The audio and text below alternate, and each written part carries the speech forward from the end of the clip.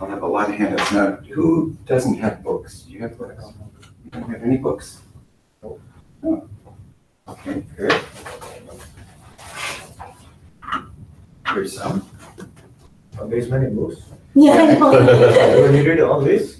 Not every day, but there will be a couple more actually too.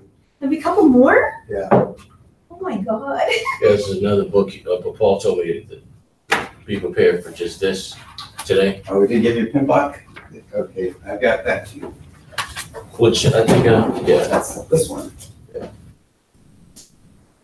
I got a complete set. I purchased one pin book in 2004 and I'm never able to read more than few pages. It probably won't be much better in a way now. Yes, I've got these two. Yeah, these are the ones I got a whole stack of books too. Yeah, the white MITS books, we're actually going to have eventually 4, although we're going to consolidate it. It's the first time I've printed this new version of it for our class. Okay. And I was just kind of, well, I've been working at it for a while, but I was doing it on the run somewhat too. So, okay, let's get 4 chapters in. Okay, 4 more chapters. So actually, it's funny because part 1 is actually largely just Introductory. the introduction. Because I read through it. Yeah. And I'll explain that a little bit more, but the white books really are more for our class discussion. Okay. And I'll be showing slides in class. Your homework will be reading from Project Management Body of Knowledge and also this PMP Pro. Wow. So I'll talk about that a little bit more. One question. Sure. You know, what is the average time for getting certified after getting trained? I'm starting from training to get certified. Do you know any average time? It varies. I think Paul would say to his students, a lot of times we'll go for it 4 to 6 weeks after the class is done. My use of word on that, and we'll talk about this a little bit more as we go along. My use of word is, I don't want you going for it until you're confident you can pass it. Which may, for some people it may be right away. Some people might need a little bit longer. I had a friend of mine who actually took the PMP course, and she's a PMP. She passed on the first time, but she said she just went through all of the instructor notes. Mhm. Really never, and I'm not saying that's good for everybody, but never really picked up the books per se. And she passed it on the first time. But she did it with everything fresh in her head within like 45 days after the conclusion of the class. Yeah. She took this class?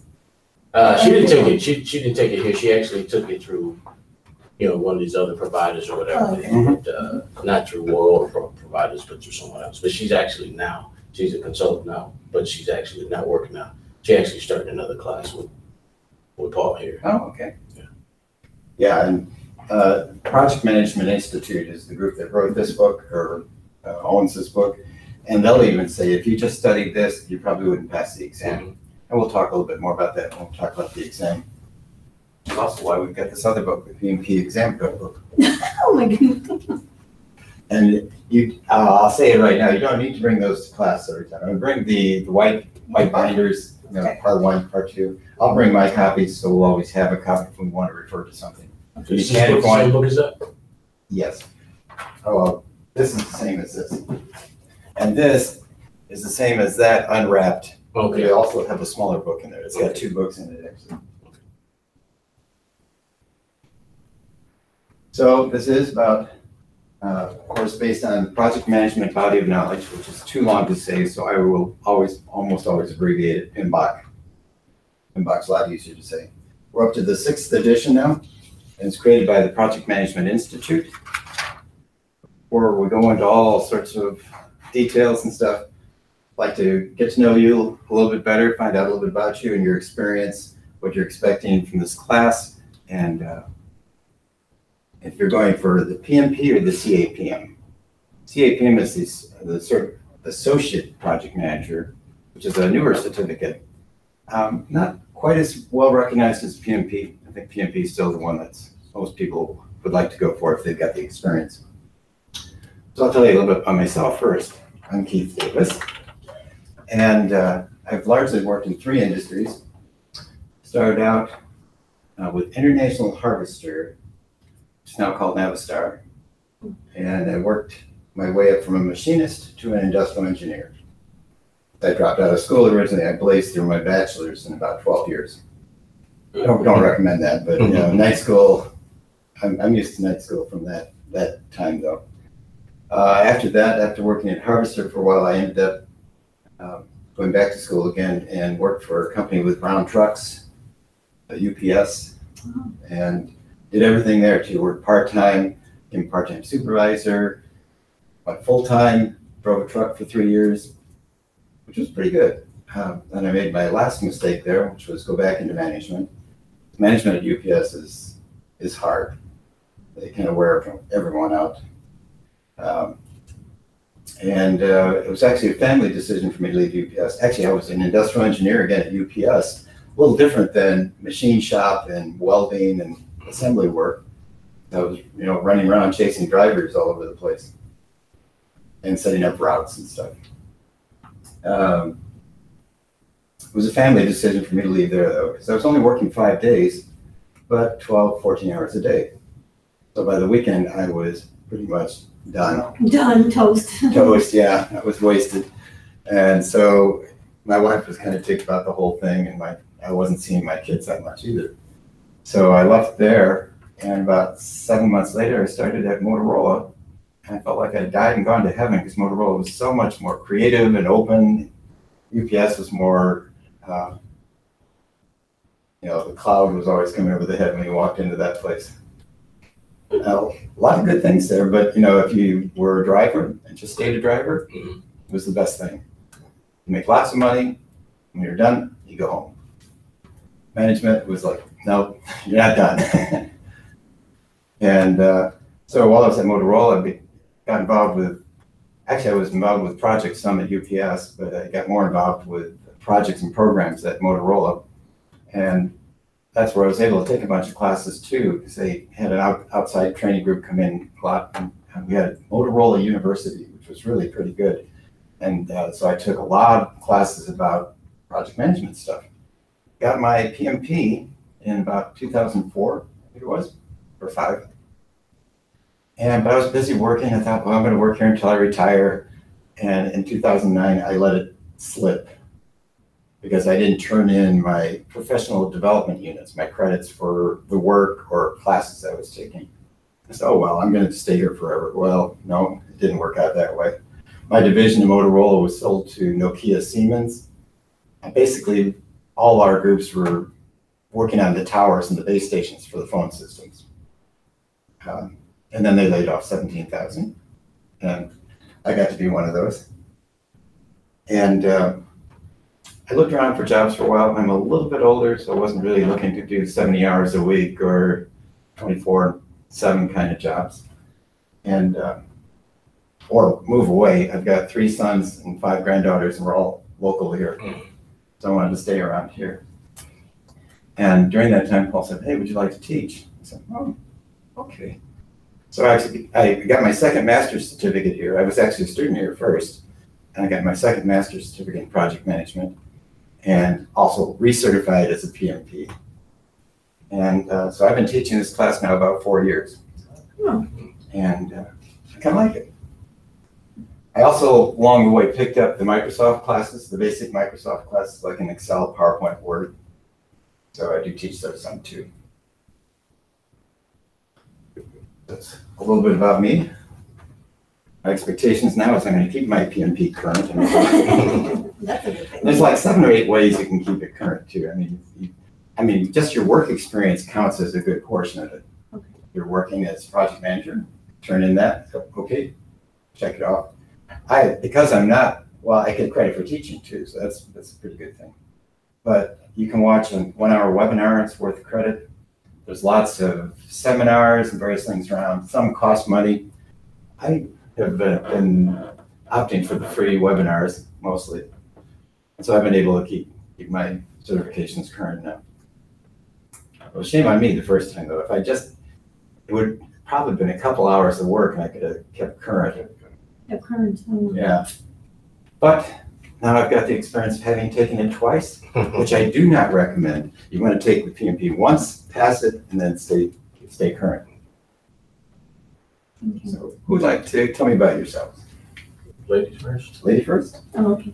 Good afternoon. I'm sorry I'm late again. My name is Farah Ali, and I am currently looking to get my PMP actually. And I think that's one of the things that I'd like to do from this course on a regular to get my PMP. My background is in the healthcare industry. I worked for Blue Cross Blue Shield for about 14 years, and I'm married with 2 girls. My older daughter just graduated her master's, and my younger daughter just yesterday graduated high school. Oh. And I have a little bit of experience with the project management, not with the methodologies, but a piece of the project lifecycle with release management and deployment management. That's what I did at Blue Cross. And then I ended up finished off with working for Blue Cross as a change manager for them, for their change management activities. In the software tools that I've been using currently was the ServiceNow, or ServiceNow Change Manager is what and I am certified in ServiceNow admin. Looking for additional certification plus this one as well. Okay, That's what I'm doing. thanks. Great. So I'm Nimesh Patel. I worked at Honeywell. I was a program manager. My project management experience, it's more than 10 years. Yeah. And I start project from the charter, collaborating with business, with a business problem. Get fund approved, project approved, planning, executing, all the way to that deployment and training to end users, and making sure adoption goes okay. So all the way into it I worked. It has been 6 years working with me now. It's very fun. Yeah. Till they decide I'm one of the one. I think 48 along with me let go because of cost reduction, $30 million savings. But this was not first time. They keep doing every quarter. So this was my turn last March. Yeah, that's what happened with Blue Cross. New CIO, and that's it. Yeah, so I thought it's time to get some money from the IO and get PMP certified to the training, because like I said, I had a book in 2004 and I was with Accenture. I never really, I mean, it's just too difficult to get engaged while I'm working, and if you don't have any pressure. Yeah, it's hard when you work. It's okay, I mean, nobody needs. After Accenture, I worked ComScope and nobody cares about PMP certification or reactivating. Honeywell wanted to have Six Sigma, which I had to finish within 12 months of my employment was there. I'm Six Sigma Green Belt certified. Okay. That's only requirement. They didn't care about PMP. They have pretty good project management process in place, which is very good. So yeah, I do have good experience with them, and it just now when I'm going out now, I realize that everyone looking for PMP. PMP. Even though they say PMP is not required, it's preferred. But like last week, I was interviewed out of 6 face-to-face interview at their site. 3 people asked me, "Do you have a PMP?" So I mean, it's not required, and it's preferred. So they're asking me in the interview, and I was like, "You have PMP," so. It's not required, but if the 5 other people have their PMPs and are similar qualifications, then probably it's a disadvantage not to have it. Yeah. So PMP and then whatever Scrum Masters also required in Scrum Agile. I've been doing Agile in the company for the last 3 years. I was released an engineer for the project, so I had Scrum Masters reporting to me. But I don't have certification. I asked so many times, I said, "No, you're good. You don't need certification." But now when you go outside for the market, in job market, they don't know who you are, what you are, so they're looking for documents. So those 2 are priority things. And they want to go back some more, because I'm business intelligence guy, I originally started with, so I want to go with more like big data, AWS certifications. That might help, but first thing is PMP, and what the other thing is said is ACS or CDCP, Agile Certified Practitioner. Yeah. for priority. Okay, well, good. I know it's funny, one of my students in Gurney got laid off from, he worked for a supply company, Granger, and largely doing project program management stuff. Well, she wanted to get her PMP, and it's, well, okay, go ahead. We weren't really pushing it, but And I think they knew that they were gonna let her go in a little while too. But it's funny because now the jobs there usually say PMP preferred or PMP required, even at that company. So it's like, if they've been more forthright with it, they would let her just go ahead and get the PMP, work on it, get it. Even, yeah, well, I guess it's not a real good business decision. You know, you're gonna have to let some people go, but still would have been a good gesture, I think. Short-term gain. Yeah. If they're letting go the big asset of his employee and their new hire, they will start over, so that's not good. Yeah. Maybe short-term they gain. Yeah, because the experience that she had, I think she's been with them almost 20 years or something like that. So that's a lot to lose. But companies don't always do the wisest things, which is why we all ended up at MITS. My name is Keith Kreiner. I have a background in both finance, work for Wintrust, as well as for in the construction industry. That's where I've been for the last 12 years. Mm-hmm. I've worked on, so I did compliance audits while I was in the finance industry. And I've worked on large construction projects, $40 million and below, and married with 2 daughters. One just graduated a couple of weeks ago from NIU, and the other is still plowing her way through the express train of 11 years in, trying to try and finish it up. But so we're trying to keep encouraging her. Yeah. And I have a foster son that just took in, well, it's 2 years yesterday. And so former military Air Force guy, and just kind of have had a whole whirlwind of activities as it relates to the profession and things of that nature. But my goal is to obtain the PMP, as well as some other certifications to give myself more options as it relates to the construction industry. One is the lead AP Green and things of that nature. And so work more extensively from a pre-planning consultant, things of that nature. Okay, good. Thanks.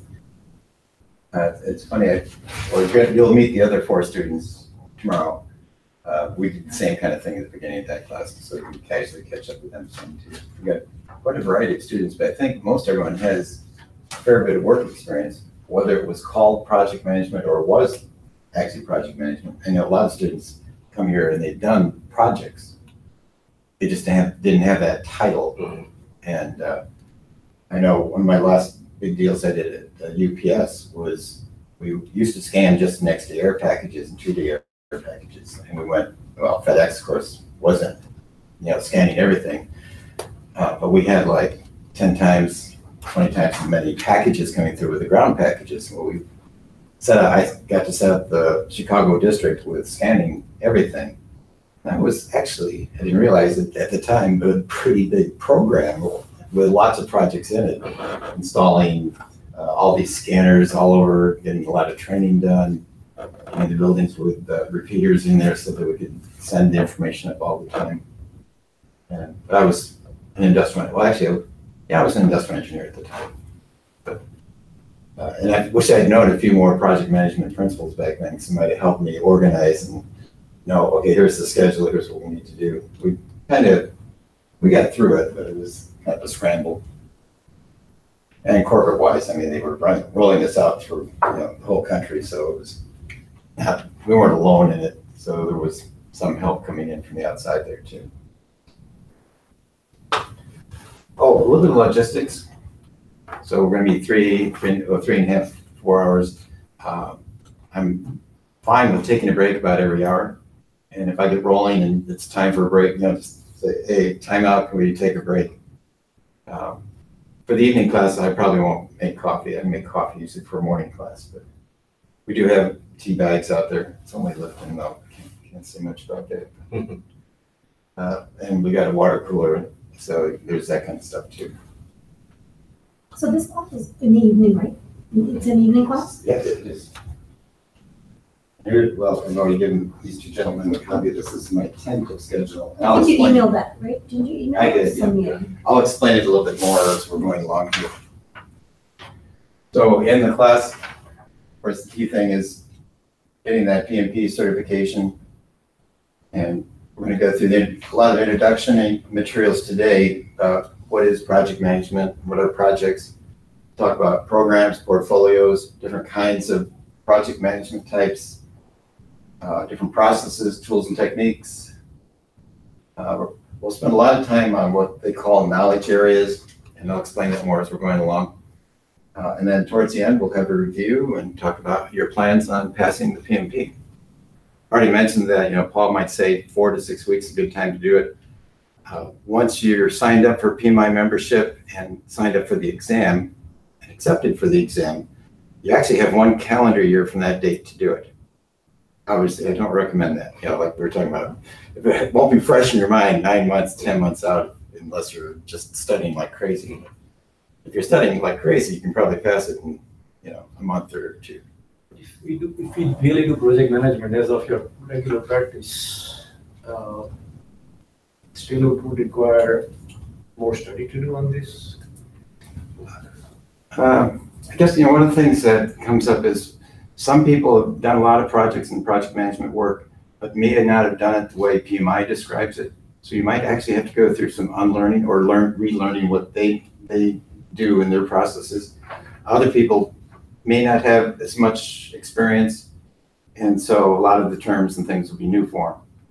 So I guess it depends a little bit on background. Now, for me at Motorola, my division of Motorola actually did a lot of things by the book, so to speak, in my division.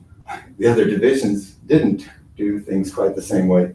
The phone division did things differently, and the group in Schaumburg that did the police and fire radios and stuff was more laid back, and they weren't as well organized. But so actually, for me, it was not that difficult to transition to get the PMP and learn the material in there. So there'll be a lot to learn. Even with experience, there's still a lot to learn. Well, this is just about the normal class style. Usually it's 40 hours, 10 sessions. But since we're doing 3.5-hour classes, we'll probably go at least 11 classes. And we'll play it by ear as to what we need. Goals of the class: prepare you for the test, or passing the test. Making some sense out of PMBOK terminology, understanding the basic principles behind the methodologies, and hopefully have a little bit of fun doing this. I think we talked about this earlier. If you tried to read this book, it might put you to sleep. It's kind of dull. A lot of the material is kind of dull, but I'll try to hopefully have a little bit of fun with it as we're going along. And as you got questions, just feel free to break in and ask me too. I'm going to just go quickly through this because more like a table of contents of the first part of PMBOK. They've actually increased the size of PMBOK and read his book from the last edition. And they split it up into 2 parts too. It's kind of interesting to me. The first half is part that we're going to largely study, the first 2/3. And the back half of the book has another section called the Standards of Project Management. We're actually going to touch on a little bit of the material from there, and most of the stuff most of the rest of the time will be concentrating on the first 2/3 of the book. The basic difference is they re-summarize a lot of the subtopics, but then they also, what we're going to be doing in those first chapters is basically going by schedule, cost, scope, different subjects that way. And what they do in the back half, and they do a vertical view. Here's what all the things we do up front in initiating, and here's all the things we do in planning. So a little bit, it's repetition in a way of the same material, but sometimes for some of us, that vertical, this is on the timeline, it's what I'm doing first, it's what I'm doing later, can be helpful that way. I do like a new section they had. At the beginning of each chapter, of each knowledge area, there'll be key concepts, emerging trends and practices, tailoring considerations, and then considerations for agile and adaptive environments. This is something new in this edition. It used to be that agile was a totally separate certificate, I think PMI began to realize that Agile is becoming more and more common in a lot of different industries.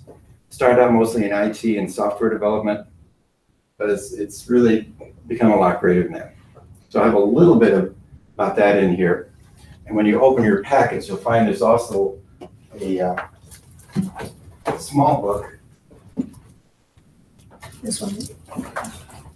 This one's in that packet on Agile Practice Guide. It's about 150 pages, and it's a good summary, I think, of the Agile principles. So we'll have bits and pieces of it in this material, but I'm going to suggest it's probably good to read that as well. The bulk of our time we'll be spending on chapters 10 through 13. They call them sections, but it's chapters. And they're called knowledge areas. So that's where we're going to be focusing a lot of our time. There's 49 different project management processes that we're going to be looking at. Each process will have this kind of thing over and over. There'll be inputs going into that process, tools and techniques, how do we work through the work in that process, and then what do we get out of it? What kind of deliverables or outputs do we have? I think I mentioned that the standard project management has a good introductory section, and I put the page numbers in here. I believe it's probably in that schedule I gave you too. A little bit more detail on that part. I won't go through this in detail right now though. And this is just a brief summary of the table of contents for that Agile supplement. I already mentioned that if we just use PMBOK, PMI even says we probably wouldn't pass the exam. And so we have been using Rita Mulcahy's book, this PMP exam prep book. Actually, even back in my Motorola days, we used her material and her practice tests and stuff. She's very good at explaining PMI isms and making more sense out of some of the terms. She has some good exercises and things in the book too, as far as helping work through it. I still recommend reading both, but when you're short on time, sometimes reading that will give you, or maybe skimming PMBOK and then reading Rita more carefully would be more advantageous. In Rita's book too, the end of each chapter was quiz. And after the quiz, there's answers for it with explanations. So it's pretty helpful that way too. And kind of set up in such a way that, when you're looking at the answers, a lot of times she'll explain why this is the right answer and this one isn't. Sometimes it's fairly clear why there's a wrong answer, but other times we'll see that there's sometimes 4 good answers. And you have to try to figure out what, from the PMI perspective, would we do first, or what's the best thing to do. Rita's book, by the way, chapters 1 through 3 are kind of similar to what we're doing with chapters 1 through 3 in PMBOK. 4 through 13 are perfectly identical. These 10 are the same. And she has 2 extra chapters in there for the ethical stuff, professional social responsibility, and some exam tips. Her company, actually, unfortunately, Rita passed away actually in 2010, but her son and the business is still going, so they're still producing a lot of good material. We're going to be using an online tool called Fast Track. And I may not give you a demonstration today, but if not, I'll probably give one tomorrow or the next day. And this is going to be really helpful, because it's set up in the same format as the exam is going to look like. And with this tool, though, you can do it a lot of different ways. You can do a full exam, but I don't recommend doing that until much later. Or you can do it basically by chapter, or do the vertical slot too. Do everything in initiating, everything in planning. I think initially I would recommend doing the horizontal pieces as we're going through each chapter.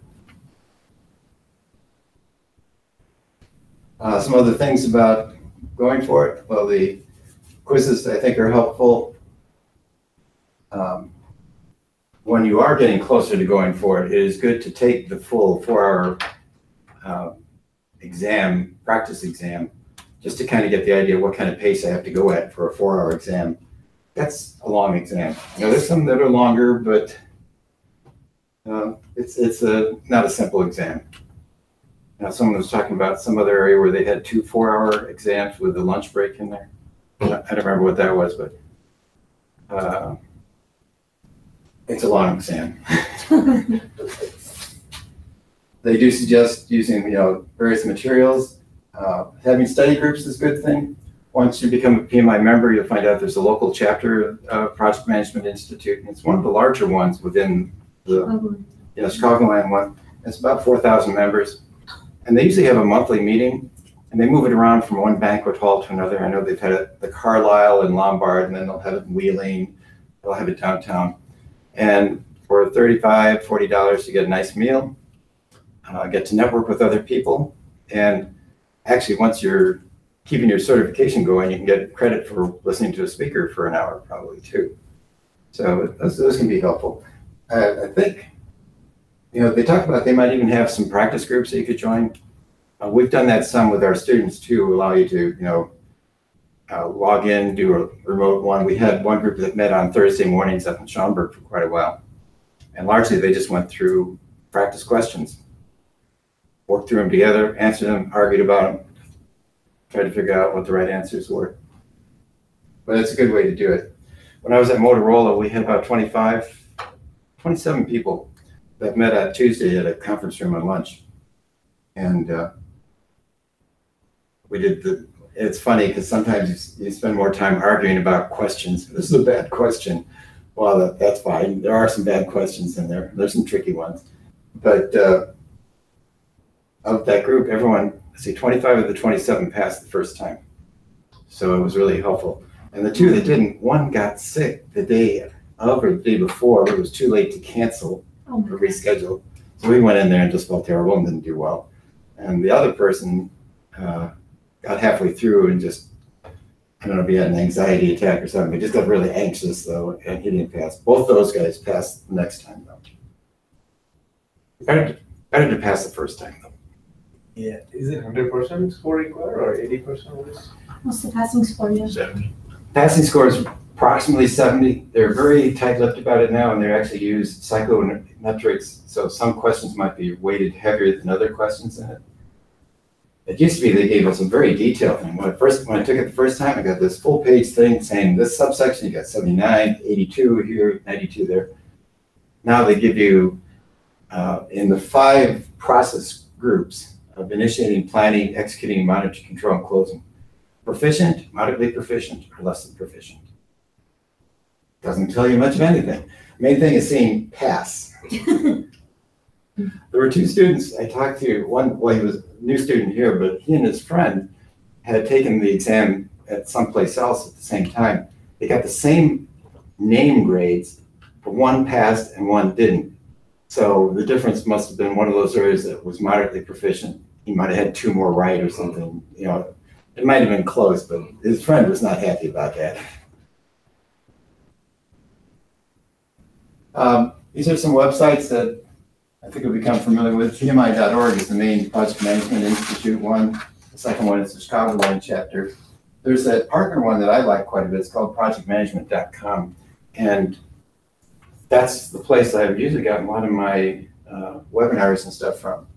There are also larger conferences and things that you can spend $600, $1,000, $2,000 and go to larger conference, and you can get a lot of credit for those.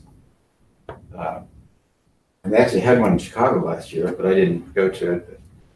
Usually there are places like Dubai, or they bounce around quite a bit for the world conferences. Oh. A lot of those, so you can listen to the webinar and still get some credit for it.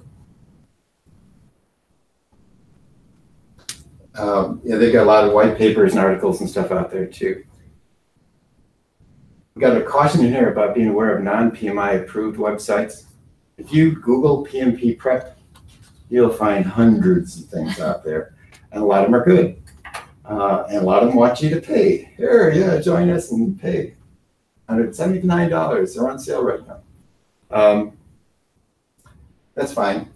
I will give some suggestions on a couple of things I think extra, but really I think with what we've got here, the material we've got with Rita's book and the fast track, I think you're going to have an adequate amount.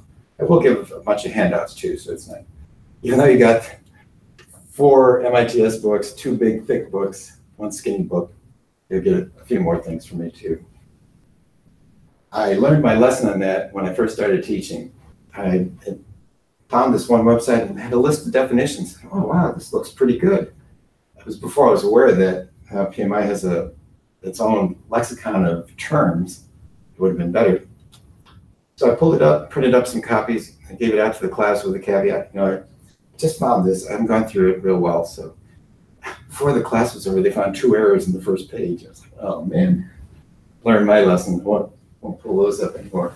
And actually, yeah, the Project Management Body of Knowledge does have a pretty good glossary in the back. And they also have something called the PMI Lexicon of Terms. And I'm actually going to give you a copy of that too, but you can pull that up actually on the PMI website too. A little bit about registration. Are you a PMI member? Any of you PMI members now? I went to the site and Started. but I did not join. All I did was start the application. Start the I'm still application. waiting on this, Yeah. this course or stuff. Paul's been suggesting that now for everyone. Go ahead and go to the site, start your application to become a member. Because it's basically your personal information, your work history and stuff, you can fill out pretty good with that. I do suggest making an appointment with Paul as soon as you can though, because what he can do once you get your basic stuff in there is work through the process with you in 40, 45 minutes, where you could do it on your own, but it might take 2 or 3 hours. Also, he's had so much experience with this too. I think he can not lie, but craft it in a way that PMI is more willing to say, yep, that's good, and accept the applications. It's a 2-part process. So you're going to become a PMI member. Then separate from that, you're going to apply for the exam. And are you all under WIA? WIA program? Okay. So he'll pay for the membership and then he'll also pay for the exam. Once you've been set in for the exam, usually you get the approval pretty quickly within a few days. A small percentage, about 10%, get audited. But the audit hasn't really been that big a deal. Largely all you need is Paul signing a letter saying that you've had at least, I think they were only required 35 hours, 36 hours. So we're actually getting a little bit more than that. And something from a previous manager saying, yeah, you did that kind of work. And it's slow.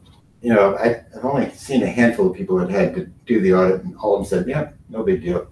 It slowed them down a little bit. They might have had to wait another week before they got all that put together. But it wasn't really that hard. And once you get that PMI email saying you're approved, from that date, you have 1 calendar year to take it. Obviously, best not to wait. I had a couple students in my first or second class that they wanted to work again, you know, so they'd taken the class and they took some other classes. And all of a sudden it was September, almost a year later.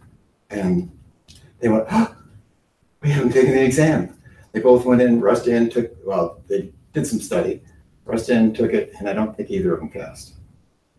You know, after a year, unless you're using it all the time, you're going to begin to forget about it and stuff. Not a good idea.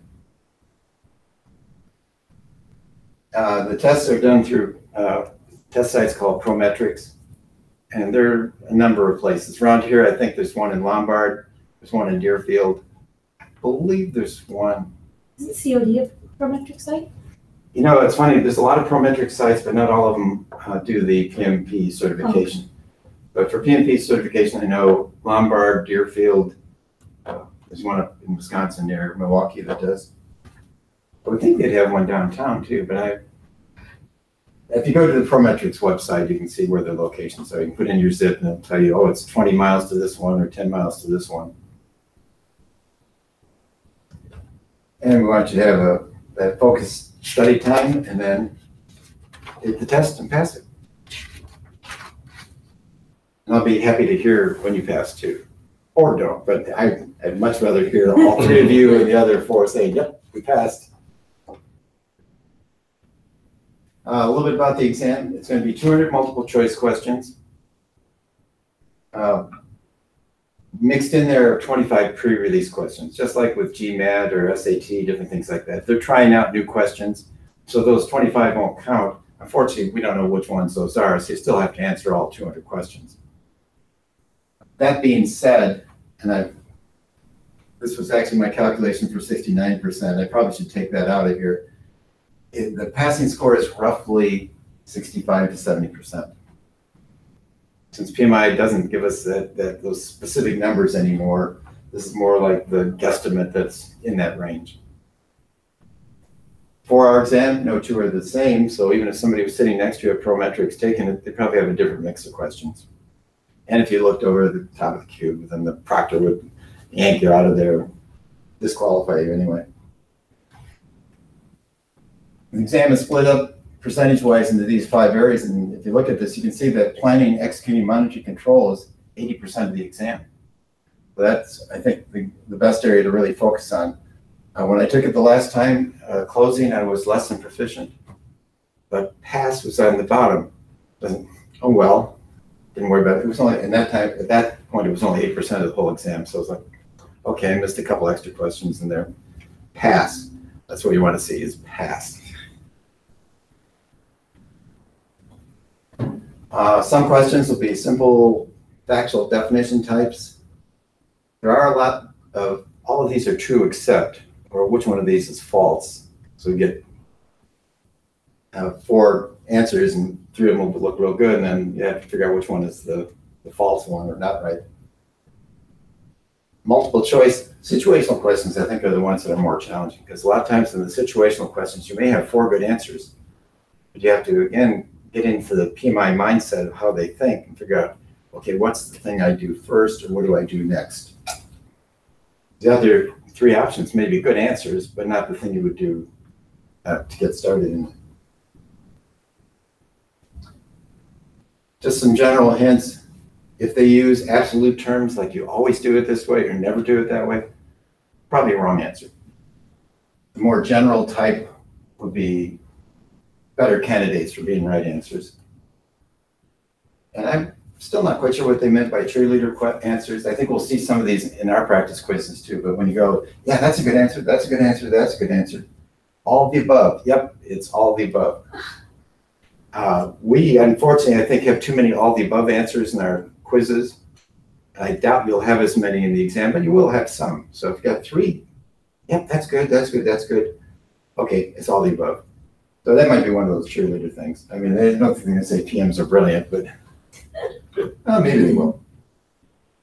Day of the exam, you want to come in rested, have a good meal before.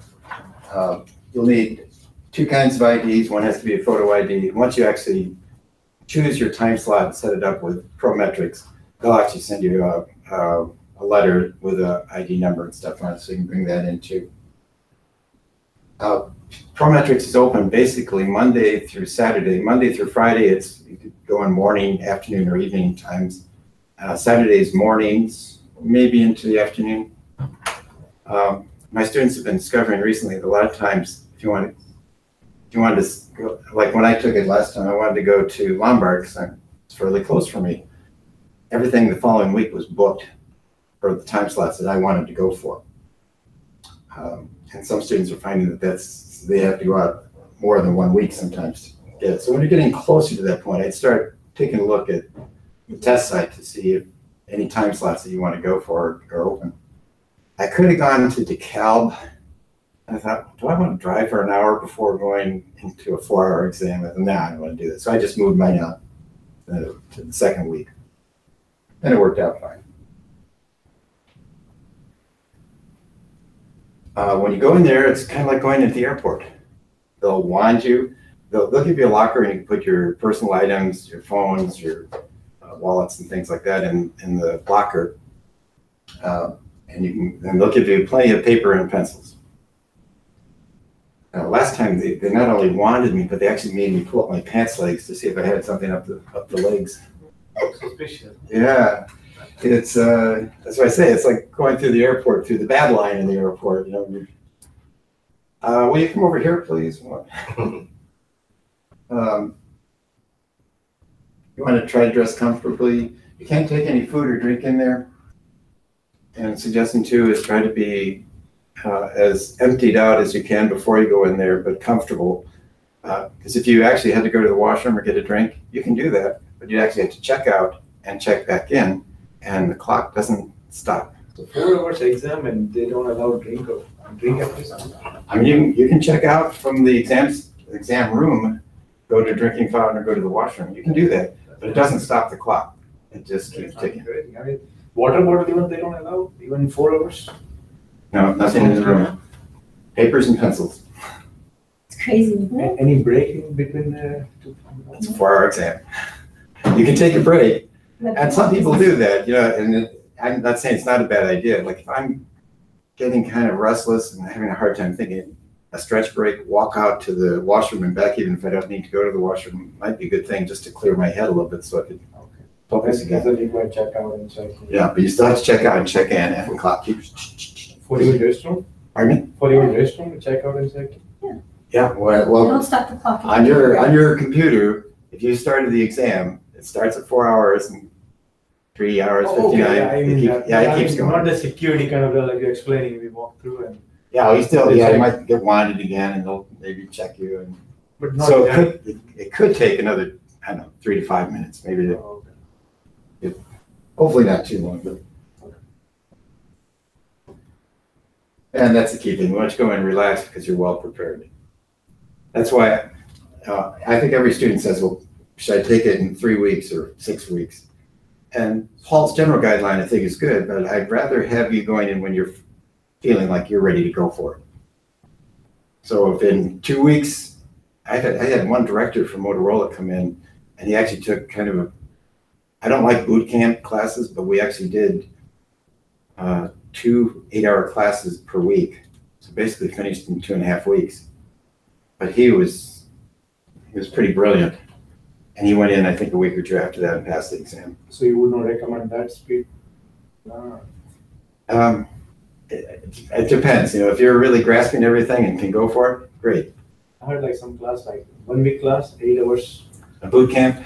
Yeah, so that's like just 1 week. Is that Cram session. Boot camps, Paul doesn't recommend it. I don't recommend boot camps either. Another school actually wanted me to teach, but they wanted me to teach a Monday, Tuesday, Wednesday, Thursday class for 10 hours a day. And then wrap around that a Saturday, Sunday, Saturday, Sunday class. So in 9 days, I would have taught 80 hours. But even just the 4 or 5 day boot camp, though, those are, if you've already got a lot of experience and maybe you've already studied this, that could be a good refresher. But to start out with that, that's tough. And it's like having the fire hose just dumping stuff on you. So I don't recommend that. When I first started teaching this, I would teach 1 4-hour class a week. We had to spread it out to 10 weeks, which allowed you a lot more time to do the study and reading. 2 classes a week, I think, is doable. Unfortunately for us, this time where it's going to be Monday, Tuesday, Wednesday, but it's still more of the beginning information too, so it's not as thick. A few tips on the exam. Always reading from the PMI perspective. When you get these long paragraphs, sometimes I suggest even reading the question at the end of the paragraph first, because a lot of times the stuff in the paragraph may not be related to what they finally ask you, or a little bit of it might be, but not everything. Personally, I read through the questions, the whole start to finish.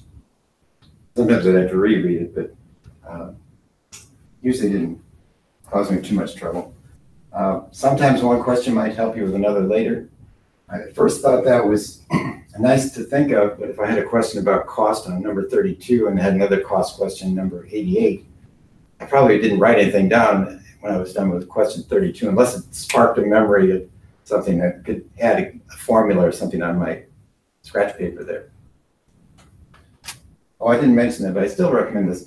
It used to be that during the tutorial that takes place before that exam actually starts, there's a 15-minute tutorial which you could watch to see how to answer questions and how to mark for review, and that's fine.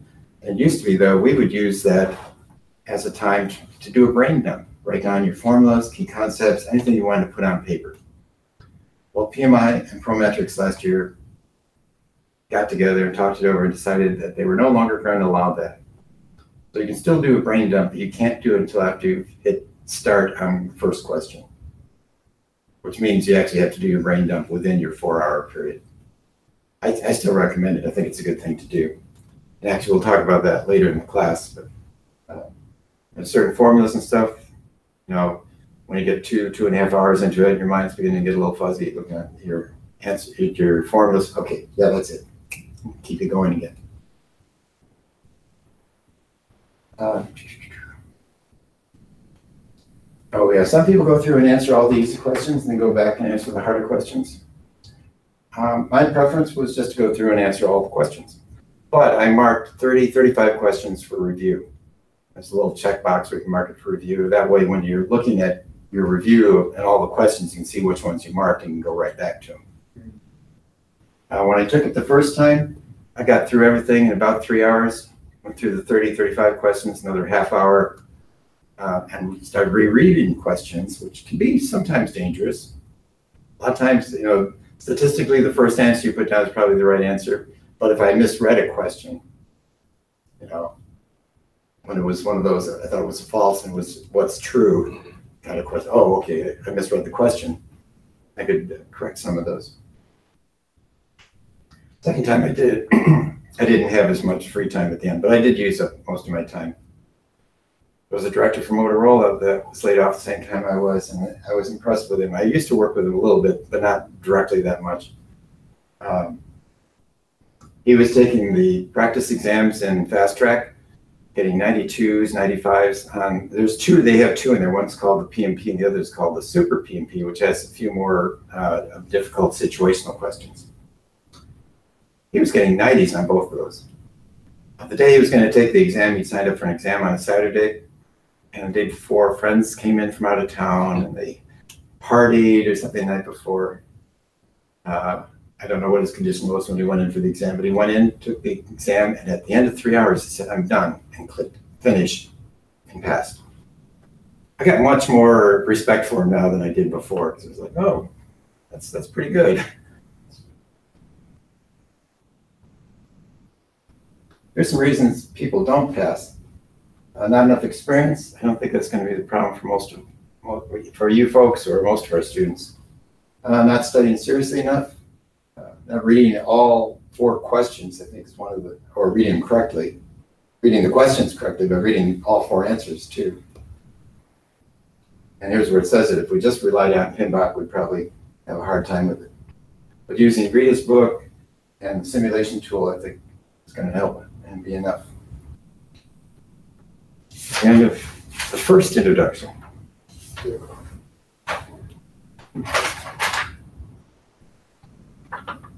We've been going almost an hour. Would you like a break? Sure, yes, please.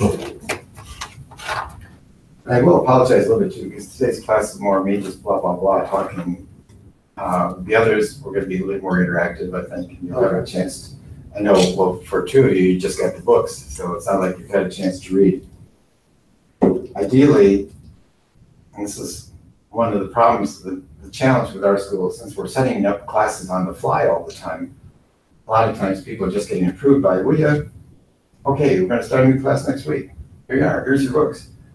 Ideally, I'd like to see everyone get the books a week or 2 in advance. And Paul sometimes gets them out there in advance and tells, you know, go ahead and read the first 3 chapters. Well, if you don't have time to read the first 3 chapters like today, that's hard. Because what I'm showing here should be more of a recap or summary that would build on what you've already read. How much time expected to spend at home for reading and all between the classes? Depends on how quick a reader you are. I'm a slow reader, so it would probably take me longer, but if you can study for an hour or 2 a day, I think in general, that's probably going to be good. Okay. So reading each class, maybe a couple of chapters we could run to complete. This first part, actually, what we're covering today is sort of like 3 chapters worth of material. Most of the other classes will either be 1 or 2 chapters. Cost and schedule will be big ones in themselves. There'll be 1 class for each of those, probably. Some of the other ones are a little bit simpler and easier to get through. So we'll sometimes do 2 subjects in one class. Is it a good idea to just go through like pre-test just to see where you are before you go into class? Oh my God, I failed. I'd get 0. I wouldn't I do get the whole negative. 4-hour exam, but if you wanted to See where you are. do questions, use something like Fast Track to just see how it works. Yeah, you do I that. figure myself out like how much time I need to spend. If I make 0 out of the pre-test, then I'm newbies and people to spend more time on it. There was one time I took the full 200 question one too early, and I got 57%, and I went, I got a lot of studying to do. Yeah, Yeah, don't so have you to set like a it. benchmark, right? Like you baseline your, how many hours you want. And actually, what I'm going to suggest is that you do track your tests. Say you do 20 questions or an hour's worth of questions on a particular subject. Write that down. As you get through, and you say we get through all 10 knowledge areas with all these different, for scope and cost and schedule. Okay, scope, I got that one. I got 80% out of it. Okay, pretty good. Schedule, well, I wasn't so good at that. So if you keep track of that over time, that can be helpful. Doing 20 questions now, maybe 20 questions a week or 2 from now, that kind of thing. Can you get those kind of things from websites somewhere or like? The Fast Track tool, you can do that with that. I'm going to recommend that you track your own scores, though, because it's going to be, we're all sharing the same practice test, and it'll list everybody's scores. Oh. So that's why I think you should keep track on your own paper. Okay, I did a quiz on scope, 18 out of 20, 90%, very good, and date it, so, or if I get 60% on it, and then a couple weeks later do another group of 20 questions. See how you do that. I think that's helpful because that helps you decide which areas to focus on. If you've got some that you're mastering and great, okay, well, let's not study those as much, but if there's a couple that are weak, That's what I want. good place to, The ultimate goal is pass, right? I mean, Ultimate goal is to pass exam. That's how the goal is. So, pass the exams. Our goal is passing the exam, yes. so where to focus more, where to focus less, just balance out to think to optimize efforts. But ultimately, you want to go back to work. Do you have a percentage of pass-fail rates for your classes? Of my students, it's about 92, 93% that I know of. I tried to run everyone down, track down everyone to see how they were doing. So it doesn't just tell you pass, it just says percentage if you achieve as well. It said you pass. It'll have 5 categories, and I think they've changed the wording now. It's not proficient, moderately proficient, or less than proficient, something slightly different words. But it's that kind of thing. It's very nebulous. Doesn't really tell you exactly what we did right or what we didn't do right. And then the percentage for the second and 'cause I don't know very many people that have had to take it past the second time. But I know there are folks that have had to actually go past the second time of taking it to PMP. But I think from what I gather, because I have some friends that work for ComEd and People's Gas and doing project management, and one of the requirements is within a year of actually being employed there, they have to actually get their PMP. Yeah. The problem is not having sufficient time, which was one of the things of actually studying, and so that becomes That's a challenge, yeah. I think, and then most of the students that didn't pass that I know of were the ones that waited 11 months and then realized, oh shoot, we haven't taken the exam, we gotta do it. I did have one friend from Motorola that took the class, oh, I'm gonna take it next week, and he went in and didn't pass it, but he studied real hard and passed it 2 weeks later. So I think he just jumped in too quick.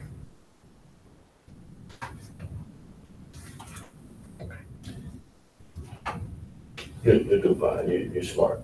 You're like his buddy. Yeah, you work with the director. And I don't want to think about that.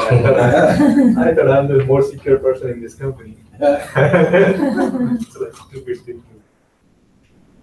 I've had some students that have far less experience and struggle a lot more, but I think you folks will probably do fine. It is going to be work. Yeah. That's 4-hour exam, that's hard. 4-hour exams hard, That's but really just hard. the study, the intense study you're going to be doing in the next number of weeks or month or two will be a challenge. And I do recommend, I think Paul does too, that if you're going to be taking other classes, I wouldn't take another heavy class at the same time. Try to get this done, passed. Yeah. Sometimes you do get overlaps, but if it's a simpler class, if it's like a Microsoft project class, which is, I think, 8 hours, and just using the tool, okay, that's not gonna detract you too much. But I wouldn't do Six Sigma at the same time, or business analysis certification or something like that, or ACP. Oh, okay, so that's what I was thinking to ask Paul that, you know, first I had idea was doing ACP first and then PMP. Mhm. But he said this class is already started, so if I start PMP now, the next ACP class is June 13, and I'm not sure should I continue with parallel or not. So, See how your study's going with this one. I don't know, was that class gonna be here or was it Schaumburg? okay, class I asked is over here. Yeah. I don't want to drive from Alden Park to Oh, you're in Portland? Oh, wow. So you're south. No, you're free now. 40 minutes out. Where do you live? Bolingbrook, Suffolk, Oh, wow, Bolingbrook, okay. at the edge of Plainfield. In Elmhurst. Elmhurst, okay. Elmhurst, so you're not far, Just live in Elmhurst. I live in Villa Park now, which is next town over. next town. So I'm 3 miles from here.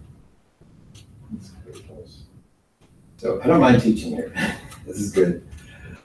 Most of my classes are, it seems like more than half my classes have been in Gurnee though, which is 43 miles from my house. On Saturday, I get up there pretty quick, but weekday, getting by O'Hare Airport is That's sometimes a hard, yeah. little tough. Do you do ACP training as well? Or? No, I don't.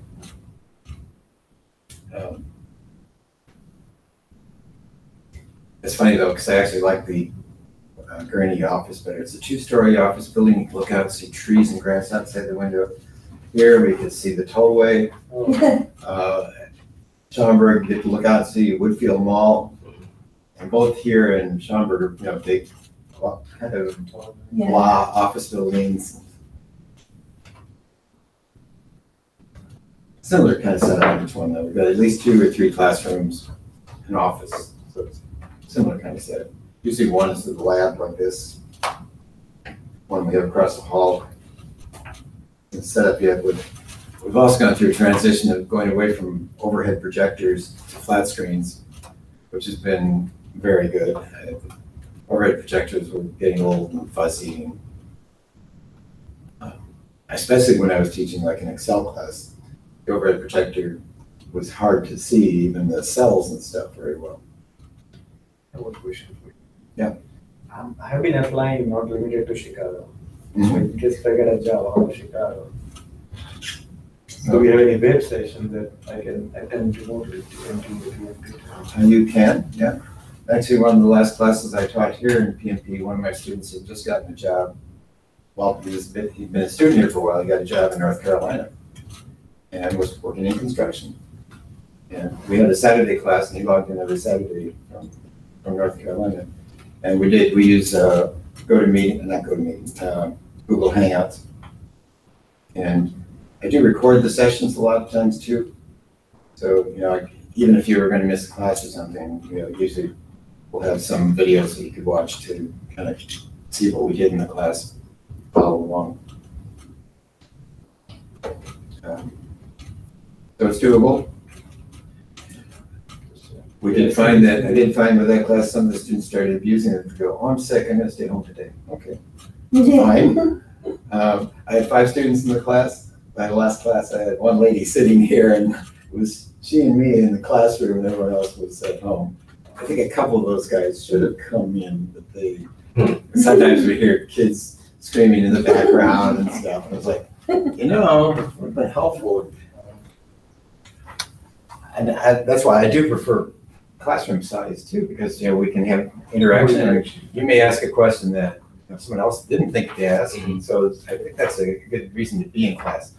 Remote is okay, but it's not quite as good.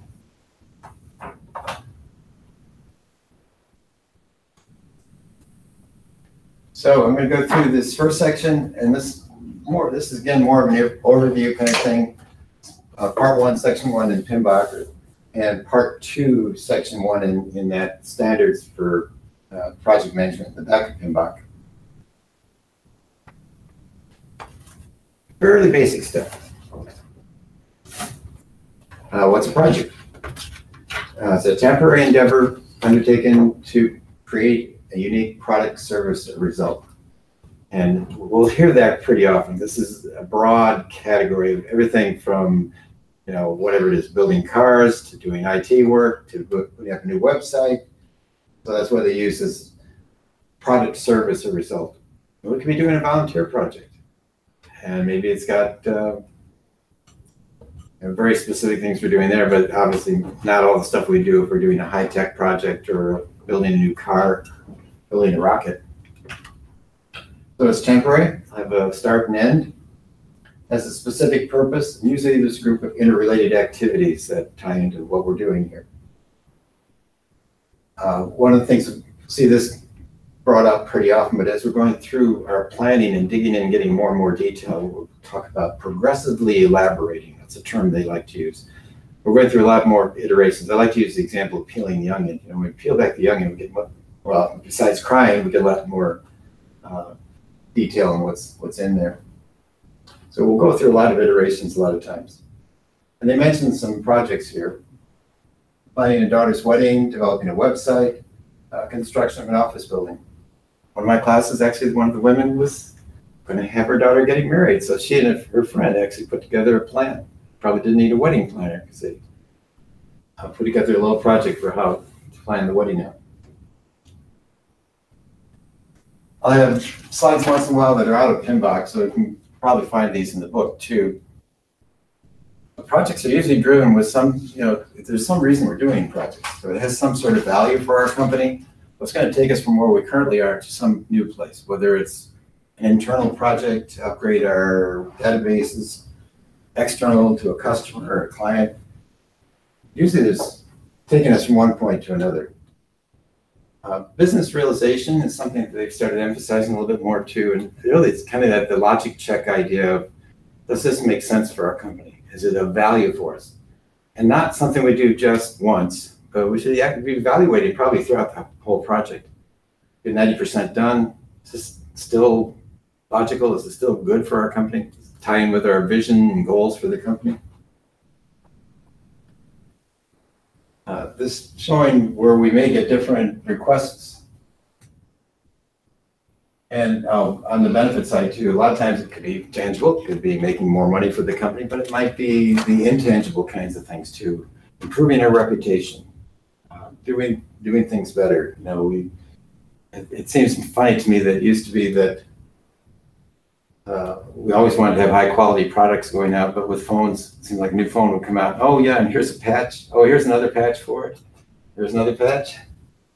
And even Microsoft, I think, we've changed some over the years. This used to be, you wanted to have this thing up and running and working great. And even Microsoft was the same way. Oh, here's a new patch. Here's a new patch. I think that's one of the reasons they went to 365, Microsoft 365. Well, there's a couple of reasons. Now they can get a monthly or yearly charge from the people that are using it.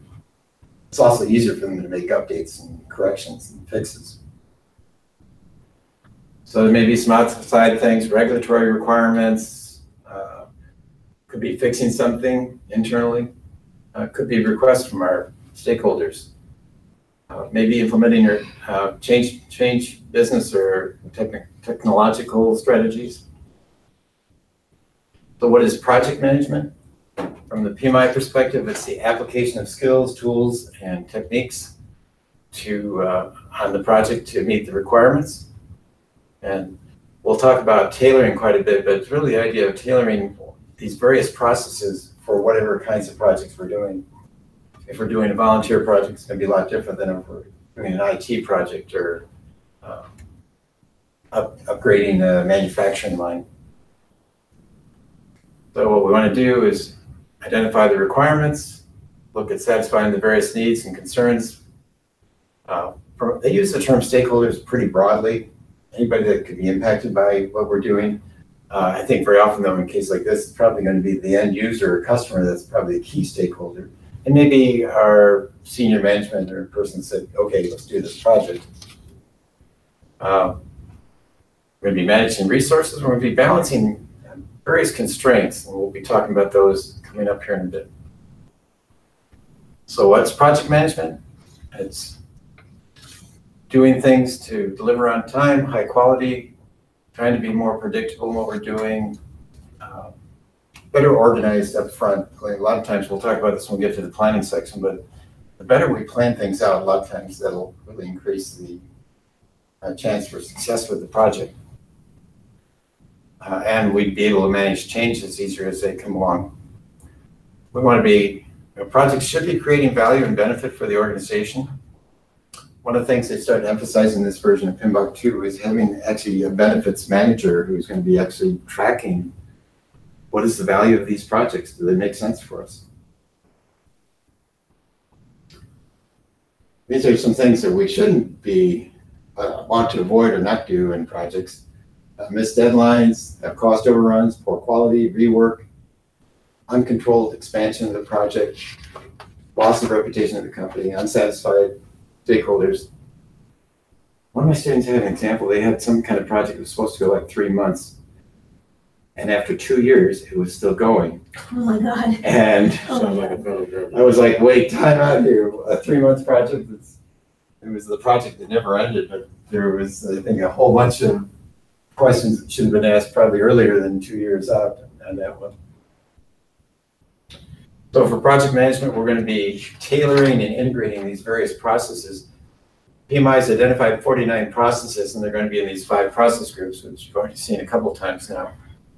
But we may not need all 49.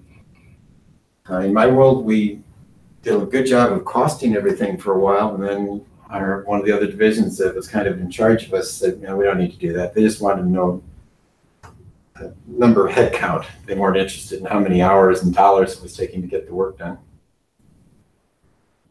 which I thought was kind of odd. And if we're doing a volunteer project, maybe we don't have a budget. We're going to have a fun run. The police are going to block off the streets for us. And maybe we don't have a lot of things that we need to consider for it. This is an eye chart and hard to read. It's in PMBOK. It's kind of showing various areas, different factors that may cause us to need to build projects.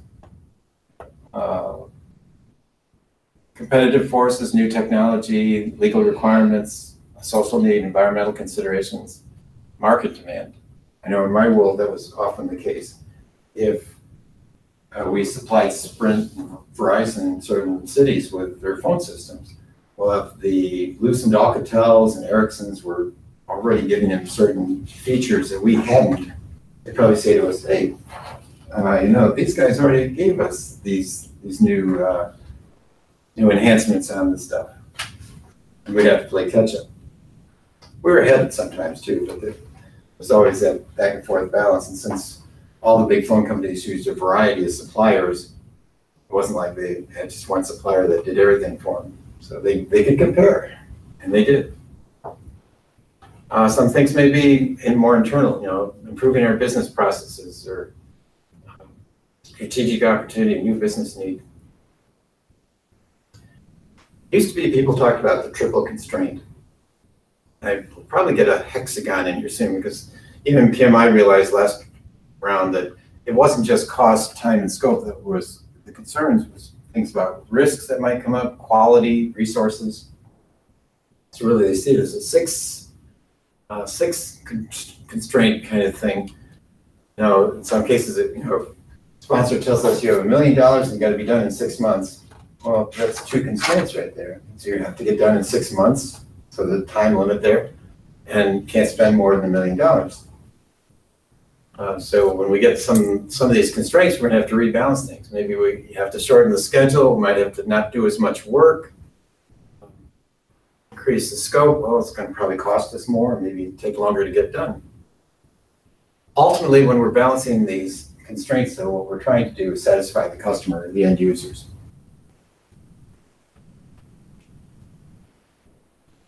Here's an example showing how in many organizations, we'll be going into more detail on this, probably have at the basic level, we're going to do a bunch of projects. We may have an ongoing operation team that's doing work, especially if we're in manufacturing. Of course, we'd have production teams. Projects may roll up into programs, and programs in turn may roll up into portfolios. And in many businesses, those are kind of considered different levels. We'll go through programs and projects, programs and portfolios shortly. But kind of think projects are basic, smaller units of work we're doing. Very often, a lot of the similar ones will roll up into a program, and that may roll up in a portfolio. Portfolio might be more the organization view of thing. And here's what we want to do across the whole company to move forward. In my world, we had a group called product management, which was more like the portfolio management group. And so they did a lot of those things because they worked directly with the customers and what the new requirements were that they wanted. Our programs were called releases, and they typically had 40, 50 projects in them.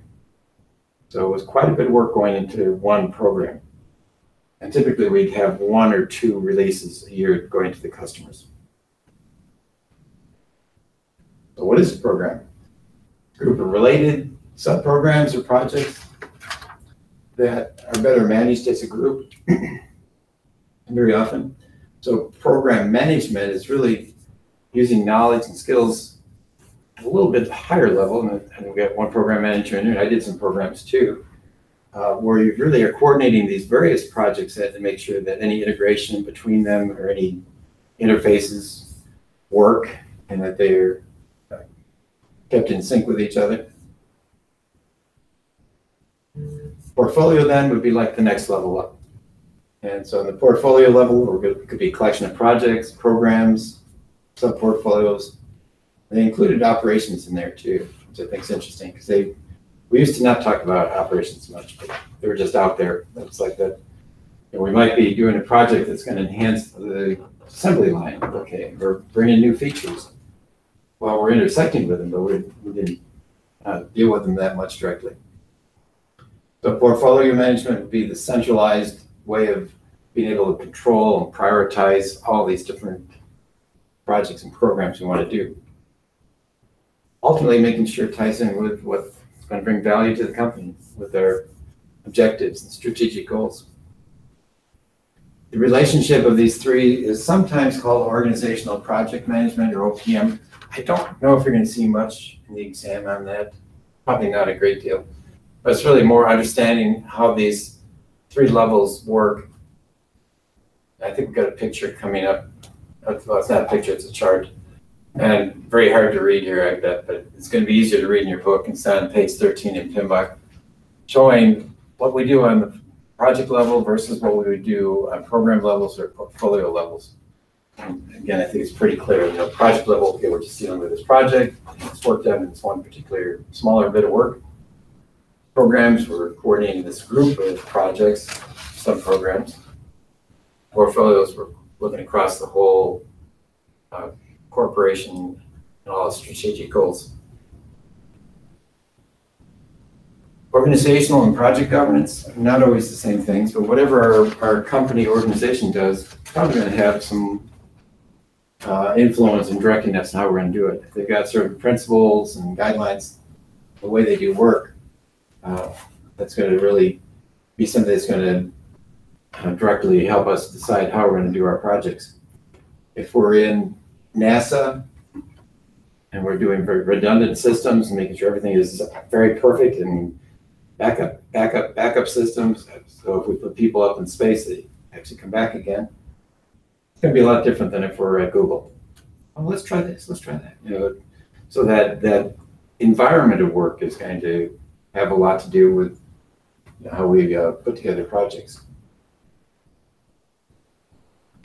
Ties into strategic planning too. A lot of times, you know, these projects are for something to benefit the company, and a lot of times it can be caused by what's going on in the marketplace, new opportunities, requests from our customers, new technology, or what are the competitors doing.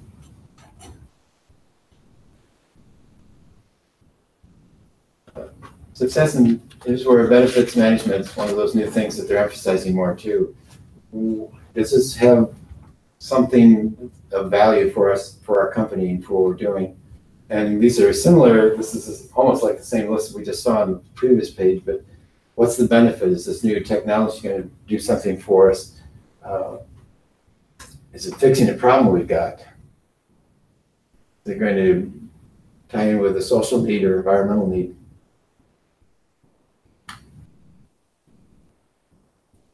So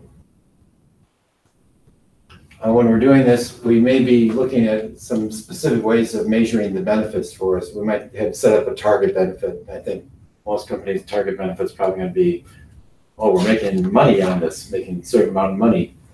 Could be other things too. Could be goodwill,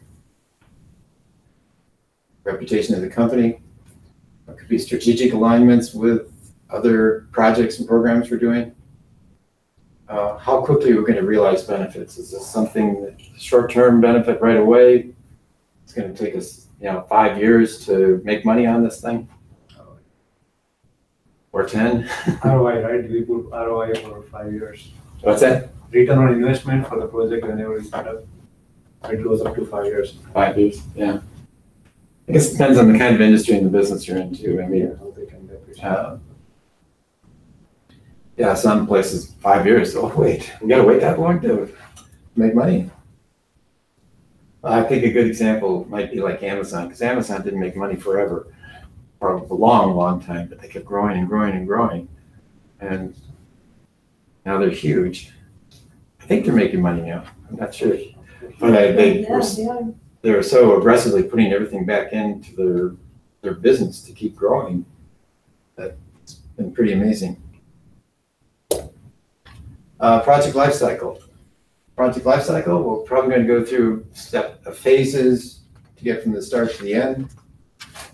Generally sequential, they might be named or numbered. And I think, well, the simplest example is we'll see is, we'll start planning something, or maybe we'll be given direction on here's some money and time, go do this. Phases usually make sense. There's probably some kind of handoff or deliverable between phases. And sometimes they're time bound.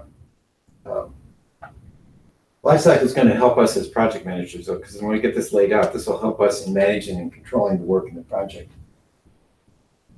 This is a very simple example of phases. We're starting up. And they've got these little diamonds in between here. A lot of times when you get done with a phase, you may consider it like a milestone. And we'll talk about milestones some too, but milestones usually are for significant events, handoffs between one phase to the next. So starting it up, organizing, preparing the work, carrying it out, closing it. Boom, boom, boom. Pretty simple. PMI began to realize too that even though we as project managers usually get involved here when we're starting the project, sometimes we're called in even earlier to help with looking at needs, maybe a business case, maybe even helping with benefits management, and then going through these phases. So in starting it up, we're coming up with a charter, we're doing the planning, coming up with a plan, then we're carrying out the work and closing it out. Life cycles very often have those technical handoffs or transfers from one stage to the next, usually reviewed, some kind of approval for those, whether it's technical review saying, yep, we're in specs here, it's performing the way we expect it to. And this is going to give us some help in governing or project governance, controlling and carrying the project through from start to finish. Typically, cost and staffing levels are real low at the start. They grow as we get to the middle, heaviest when we're doing our execution, and then taper off at the end.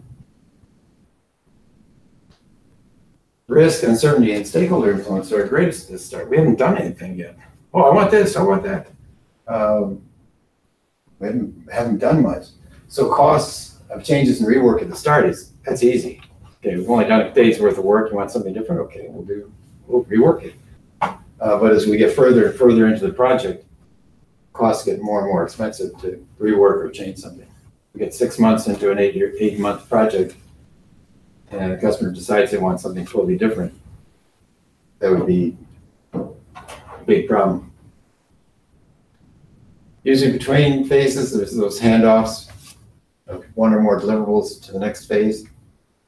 This chart just kind of shows what those words said in the one last one. Risk is highest at the start, should be dropping down as we go through the length of the project. Cost of change is very low at the start. It's much more expensive as we have to make those later.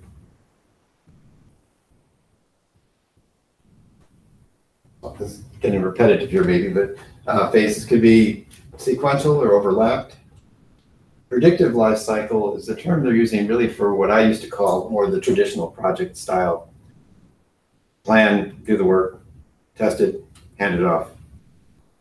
It's the same kind of thing we've done over and over and over. It's probably more like a predictive style. Even at Motorola, even though we were doing new technology while I was there, it was all the same pattern. Requirements, high-level design, low-level design, develop it, unit test it, integrate it, test it some more, and hand it off. So we actually were doing a lot of predictive models. We would develop and use a lot of templates for our work too, because we're doing the same kind of thing over and over. We pull up an old schedule template and use it for the new ones.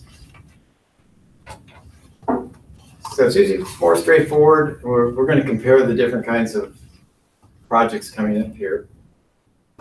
Probably do a lot of our planning up front, requirements up front, and then just go ahead and do the work, test it, and carry it out. Iterative or incremental are ones that have smaller bits of work being done. They've actually identified basically four or five different categories here. Used to be we just talked about predictive and agile, but even in the agile world, there's 20 variations. But with these first two, what they're talking about is really doing something and repeating it over and over to refine and build the thing even better. Adaptive or agile is looking at a little different approach where we're going to do little small chunks of work, but do it complete. Do the requirements, develop and test, and maybe in a 2-week, what we could do in 2 weeks, and maybe another 2 weeks, another 2 weeks. We could give that 2-week product over to our customer, but maybe not. It will slap together, is it slop together? Not slop together.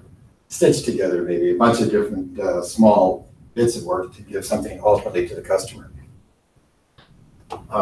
We'll see this, especially when we look a little bit at the Agile Manifesto and stuff. They're more interested in getting good product out to the customer than spending lots of time just working through processes and procedures, being much more in sync with the end users. Another chart out of Pinbox, one predictive. We're doing all this stuff up front, pretty well planned out, and just going to roll through and do the work. As we work our way across, these are more and more flexible and flowing. And typically, the agile approach is for work that we're not as familiar with. Like I said, we're doing new technology, but we did the same kind of software development over and over and over. So we were actually really doing, even though it was something brand new, it's more like the predictive model. Project versus product lifecycle. A lot of times you're doing projects that are going to upgrade, change that product. Whether we're talking about a car or a phone. I like to use my old Chevy Cobalt as an example. It's a 2005 Cobalt, and I think they had a Cobalt from like 2004 to 2009, something like that. Before that, it was the Capri. Now it's the Cruise. So it basically is the same frame with slightly different body style on it. Well, for me, you could almost think like a model year as being like a project life cycle, although it'd probably be more like a program life cycle with new lights, new engine, something different on it. The product life cycle went about 7 or 8 years, but each year they came out with this new model with new bells and whistles on it. So a lot of times our projects will intersect with that product, upgrading it, enhancing it, adding new things to it. So they'll intersect a lot of times, but they're two separate things. And that product will keep going until it gets to the end of its product life cycle. Chevy, I guess it never ends. They just changed the name on it, though. So even though the Cobalt ended after 6 or 7 years, that particular car frame and everything. I think the frame's been the same for probably 20 years. Probably still the same thing underneath. So project and product management processes will intersect a lot too. Not the same again. We're going to be focusing on these, excuse me, these 10 processes or knowledge areas, I mean, in chapters 4 through 13. Product, focus more on that product life cycle, what we're going to do to sell things to the customer. And projects will a lot of times enhance or build out what we're doing in those products. But so they'll intersect, but they're not identical. I think is what they're trying to get at. Project management operations. Well, operations, that ongoing group doing whatever work is done daily, whether it's call center or manufacturing line. And projects will intersect with them too. We upgrade their system, give them some new technology to use for their phone system, whatever it might be. So we will intersect with those folks again, but operations will keep going and doing their work with that particular product and everything until it's the end of that product life cycle. They'll change over and start producing something different. Here's a sort of a picture view of that kind of thing.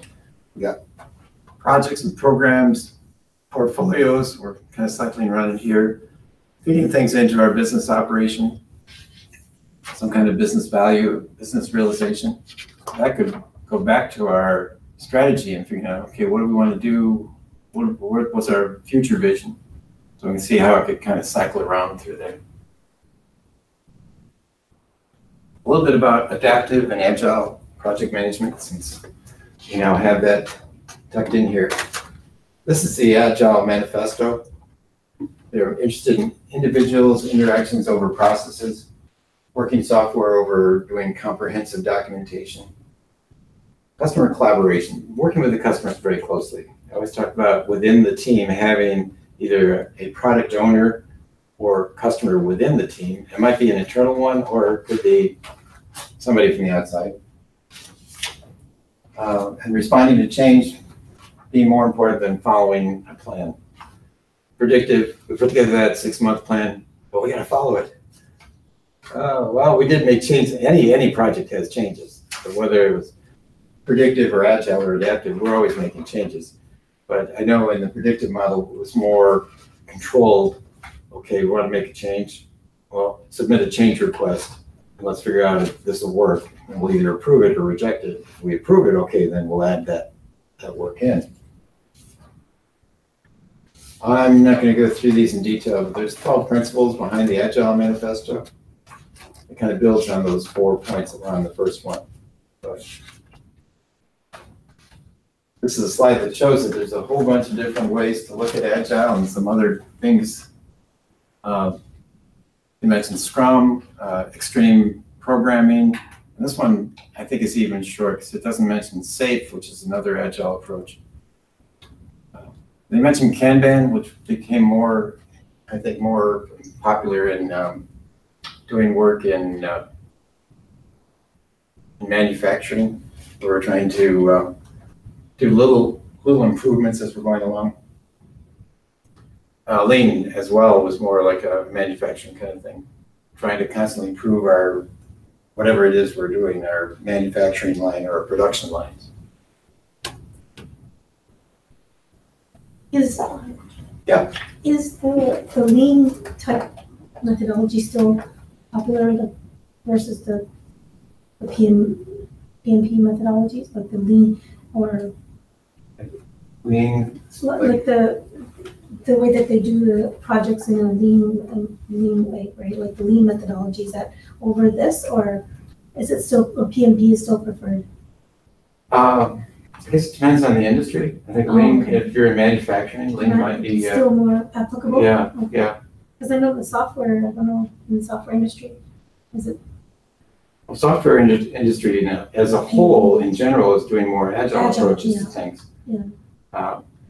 I thought it was interesting that they say lean is more of this umbrella group over the whole thing. Mm-hmm. I thought it was a little bit more separated. I know agile originally had most of its work focused on software Software development. development, So IT teams and web developers and stuff use a lot. I know a lot of our teams within Motorola / Nokia Siemens use agile methods too, because they're doing software development mostly.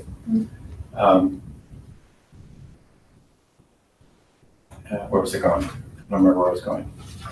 Yeah, if we're in manufacturing, I think, I know this shows lean as the overarching thing, but I would have seen it more as being more focused on manufacturing kind of things. So my International Harvester days would have done more things with it there. Kind of a slide showing that, you know, if we've got something, I could almost say this is like the predictive model. There's not much uncertainty. We know what we're going to do. We've got the requirements down, technical difficulty not that bad. Okay, it's probably simple. And then you work your way across simple, complicated, complex chaos. Well, chaos, they even says it as just basically risky. Why are we even trying to do something we're not, have no clue as to how it's going to work? These ones in the middle might be ones where we'd use something more like an adaptive approach or agile approach.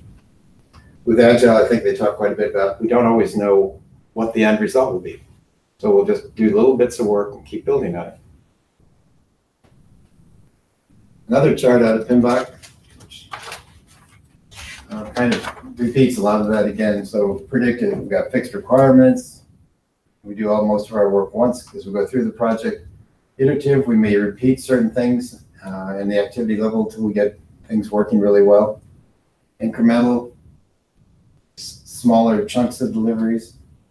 Agile is usually kind of smaller chunks of deliveries too.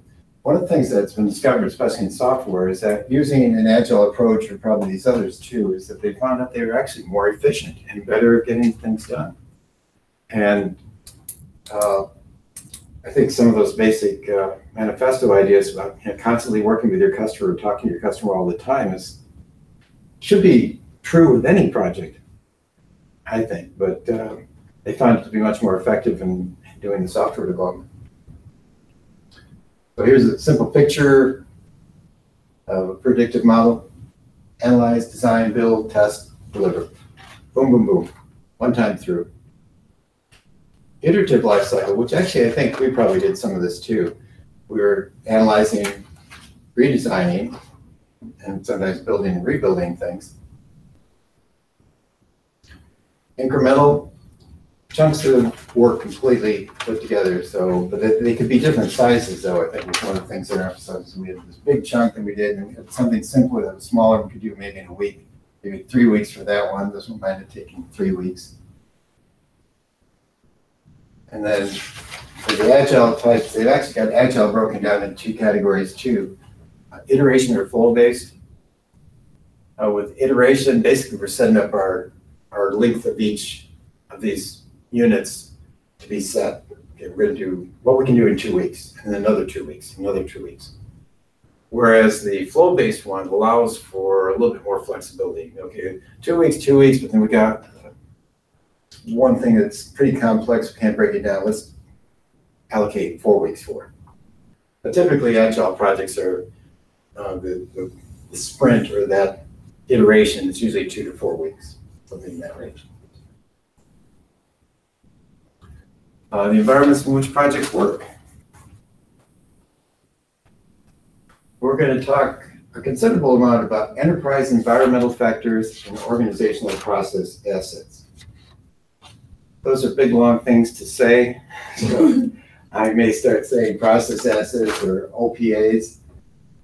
One of my students just recently clued me in. Oh, isn't that Greek? Isn't that OPA? I thought that was funny because I never, for years, never thought about the Greek OPA or OPA, which it is. And enterprise environmental factors, we'll see that some of them are things outside the company or outside our work group, and there's other things that are going to be internal. HR is probably a good example. An HR department is within our organization, but usually not part of the project team. They're going to be important to us because if we need people, we're going to be talking to them about hiring people or bringing in contractors, but they're not directly under the team's control. Internal side, we probably have policies, procedures, guidelines that we use for doing work. And something like a data warehouse or knowledge database that we can use to pull up information from past projects that we've worked on, similar projects, pull in templates. So enterprise environmental factors, those things that are outside our control, but they could influence or sometimes direct what we're going to do in the project. So we need to consider those. And we'll see both enterprise environmental factors and organizational process assets often are inputs into our planning processes, and a little bit later sometimes too. These may constrain us, or they may give us more opportunities. If your corporation set aside $1 million for us, but knows that there's some possibilities of this really increasing business, they might have set aside another $1 million that we could tap into pretty easily without a lot of red tape. Internal side, the culture of the organization, how things are structured, what's the governance process. Are we all located in one place? Are we scattered all over the place? So where are we located? What's our infrastructure like? What kind of information technology do we have within the company? What resources are available? And what's the capability of our people? And resources used to be focused more on people part of it. In my world, that's largely what it was too. But resources could be people, equipment, machinery, materials, supplies. So resources is really the large group of all that and people.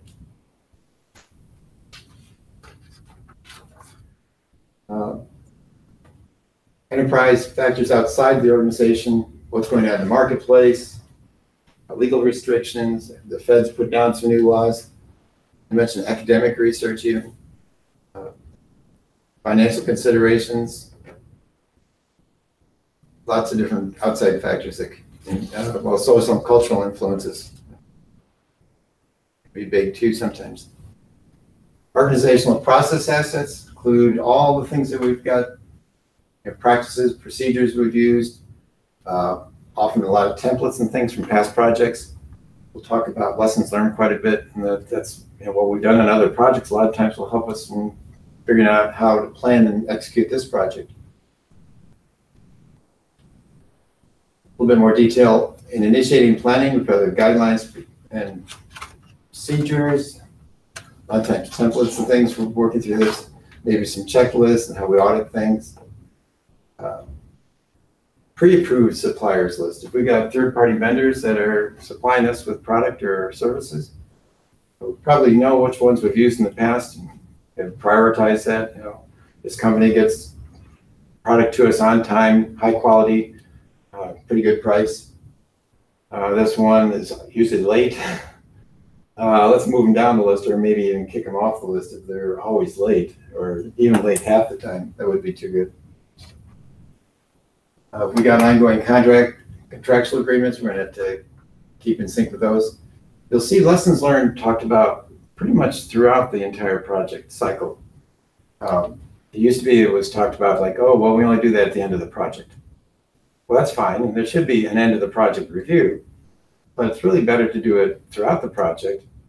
So if I got that 8-month project and I'm 8 months now, what was that problem we had at month 2 back in January? I think we had a problem. Well, it's best to record that stuff as you're going along. Executing and controlling, managing control, we got probably control procedures for changes, traceability, matrices, financial control procedures.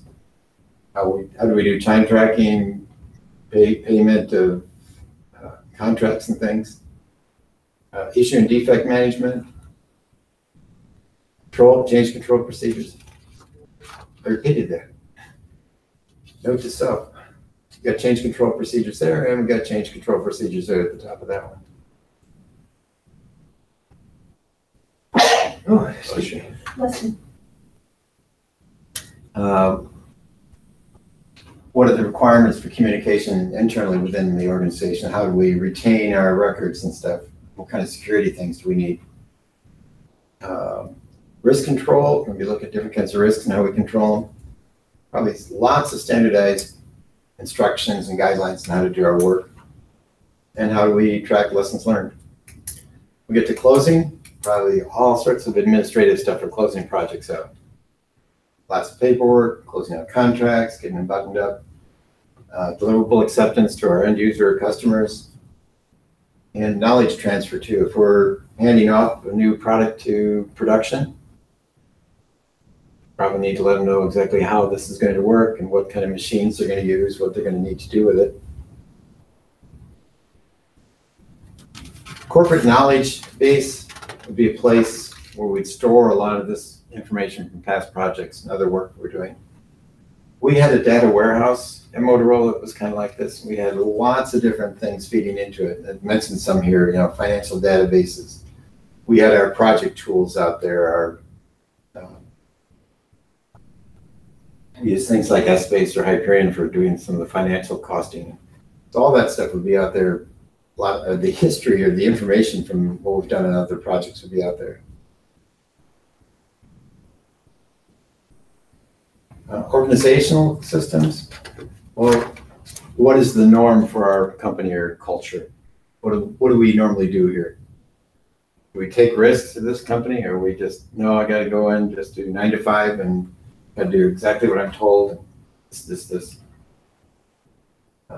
We have good reward system, motivation system set up. What kind of risk do we tolerate? What's our view of leadership? And how are we structured? We have a code of conduct and work ethic and how we work. And it was interesting to me, like the way different companies work. I know UPS was actually only like 3 layers from supervisor to the district manager. And when I came to Motorola, it seemed like we had layer after layer after layer. It was like, 8, 9 layers, get up to a director level or something like that. At Harvester, I learned this. Harvester used to make farm equipment, and they eventually spun it off and sold it to someone else. But we were number 2 in farm equipment, way, way behind John Deere. And one of the things they noticed is we had twice as many people in management as they did at John Deere. Now, there were probably a lot of other factors involved there too, but that was a pretty obvious one. For paying twice as many people to do management jobs. Wait, do we need all those folks? Usually it's the worker bees that get laid off. But in that case, it would have made sense to probably retire or move on some of those management people. What kind of communication system does our company have? Well, how can we communicate things? There are good ways to communicate it. Hopefully more than just word of mouth or he said, she said kind of stuff.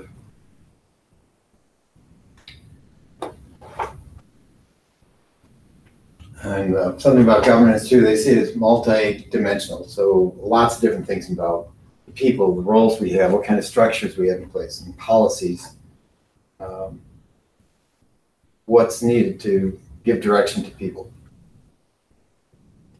So various kinds of things within the organization that may direct or guide us in what we're doing with projects. This is extremely hard to read, so I actually made a bigger copy of this, which I'll give you as a handout. Basically, they talk about different kinds of companies. And it used to be, they talked about 5 basic ones. They talked about a functional organization. It's more like what we used to call the silo. I work for the manager of engineering, and that's it. I don't talk to finance. I don't play around with the guys in marketing. Just pretty much one boss, you work in that one functional area. Matrix was seen as this split where you have 2 bosses, basically. You have a project manager and a functional manager. A weak matrix, functional manager is still pretty much in charge.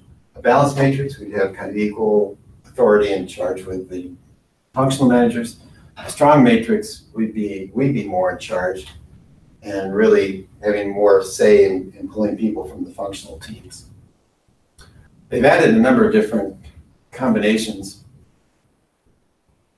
and what they call project-oriented or composite hybrid is kind of like what we used to call projectized, I think, but they also have PMO listed here too, where the PMO is currently also overseeing portfolio and program management too.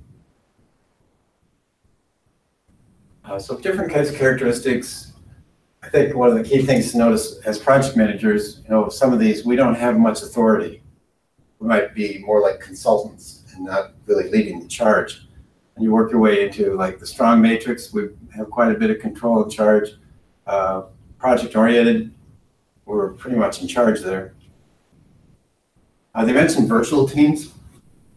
I think virtual teams are becoming so much more of a regular thing now since our technology's improved so much with like FaceTime, Google Hangouts,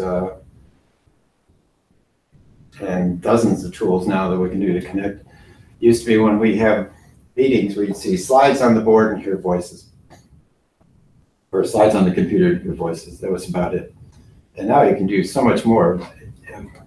In the agile world, they talk about being co-located or a war room, where you could almost have a virtual team that was scattered, but still working together all the time with a lot of the tools we've got now.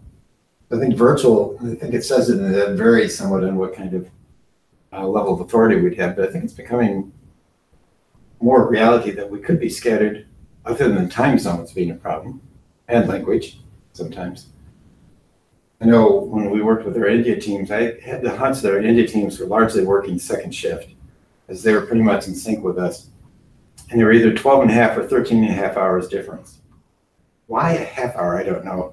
But they didn't go on daylight savings time, so that jazzed things up. When we would go on daylight savings time, there'd be another hour different.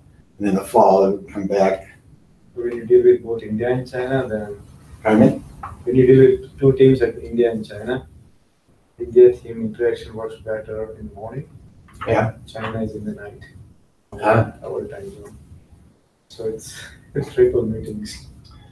One of my fellow managers had a time for a while because he would usually come in the morning our time and work with our India and Poland team and do that at the beginning of the day. But one of our main customers was in Japan, and they wanted us at the start of their day. 8 a.m. their time was like 10:30 p.m. our time.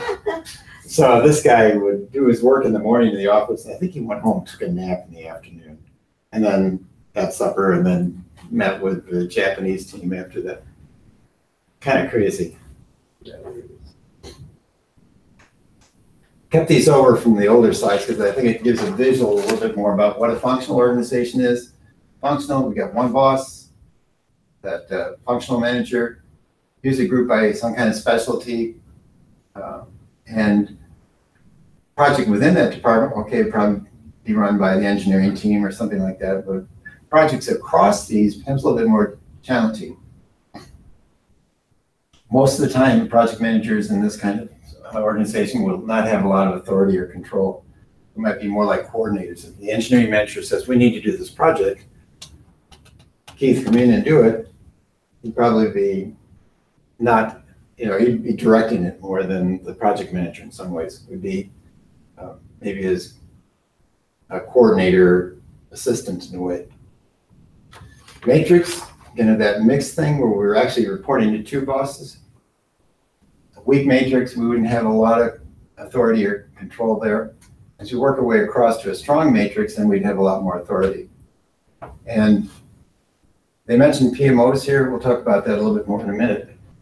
You can have a PMO in any organization or not. So a project management office isn't required, but you could have it in any organization. So even in a functional organization, you'd have a PMO, but they'd be more like consultants probably, just helping out the engineering manager or the marketing manager with special projects.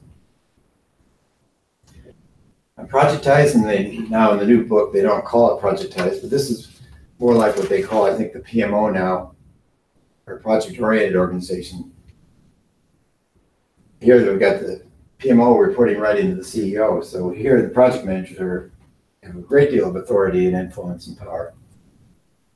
And we've got staffing from marketing, engineering, finance.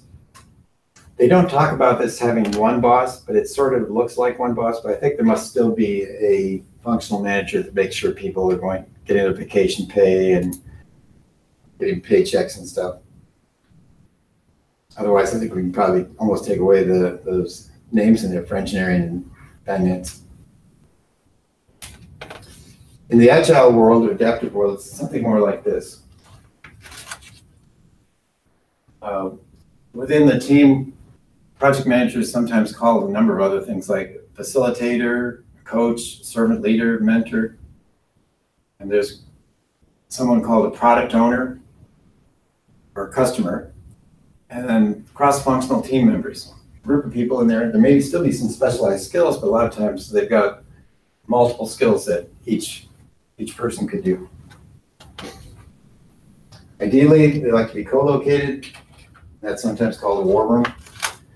And the difference, I think, between this and some of those other examples is that the functional team members here usually have a lot more ability to make decisions and choices. They make a lot more of the deciding what we're going to do next. Working pretty closely with the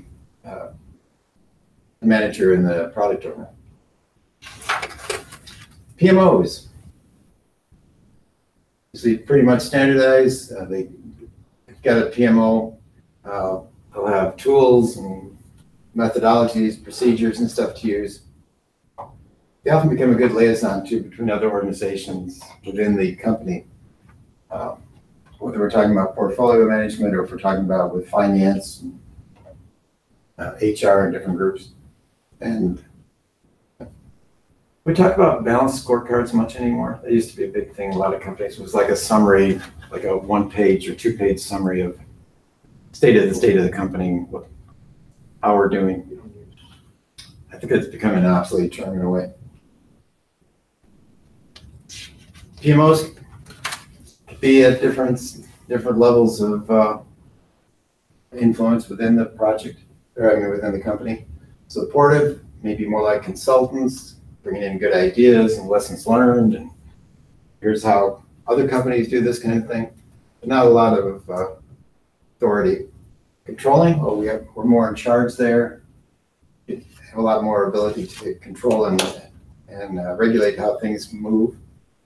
Directive, we're really in charge there. So even within, if you have a PMO, it could be one of these kinds of categories. Not more just helping out, consulting, all the way down to being really in charge. Quick question.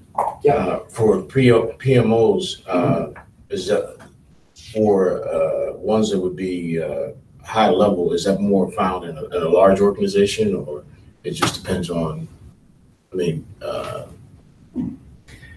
think it depends on the organization or the company. At Motorola, when I started, we had 3 program teams. We didn't have a PMO. And basically each program team, they'd work on one program and then leapfrog and start on the next one a year out, do early planning and stuff. So they just kept leapfrogging over each other. Eventually we formed a PMO and actually consolidated not just my group, which was one technology, CDMA phones, but the CDMA, the LTE, the GSM phones and everything into one group, and some subgroups that were working in it. So we're a pretty big company, and we didn't have it for a while. So I guess it depends on the company, I think. If they want to standardize the project management, like the standard documents, phase gates and all, they have to define it. Somebody at that level who helps project managers and program managers keep things at enterprise standard, whatever it is. Yeah, I think it's true, although we had very specific gates and procedures and stuff even before we had a PMO. So they came from somewhere, and maybe it was, Motorola is a big corporation, or was a big corporation, they're not so big now, but, and they had a lot of different things. They did a lot of good things there. They came up with Six Sigma, they did Malcolm Baldrige Awards, and all these good things that came out of Motorola.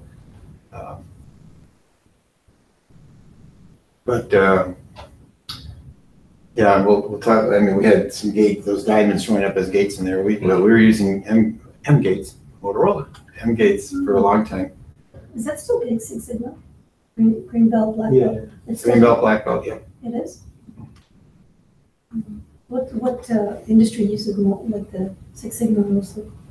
Motorola? I think that's manufacturing. yeah, that's a pretty broad one. I think we had some Six Sigmas even at UPS. Figuring out how best to manage flow of packages and make the inside operations work more efficiently.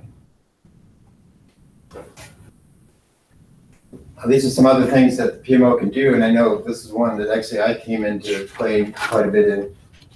Good thing is that you can have more consistent, I think you were just saying this too, more consistent processes and ways of doing work across various projects and different groups. I also got involved because a lot of times we would promote people from being maybe a great lead for a software team, being a project manager.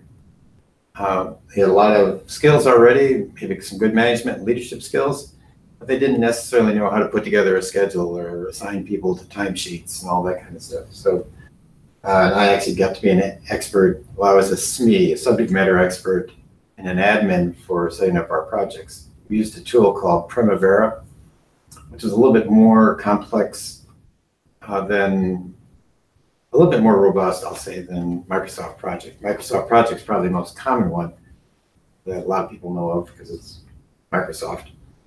And easy to load onto your PC and play with it. And it's Excel-like, so it's pretty easy to work in. But we were using it across the world, basically. All our teams in various countries were using it. We had everything linked together, and it was pretty good. But of course, when we had these new people promoted into project management positions, they needed a little extra help and stuff with that. So PM standards and policies can be easier to make more consistent across different groups when you have something like this. And they are also often helpful in communicating across projects and organizations too. I know our group, when we were formerly a PMO, our top leader really was pretty much at the director level along with a lot of the other director level people. And so when they'd have high level meetings, we did have a lot of influence and input in those. Who's a stakeholder? Who is it? Who's a stakeholder? So this guy with the grill and he's flipping pet? No, no, not that kind of steak. In the industry, in the construction industry, it was always whoever we were turning over the building to, but it also could include community, folks in the community who would utilize the building and who had a say in it, you know, whether it's government or just taxpayers and things of that nature. Yeah.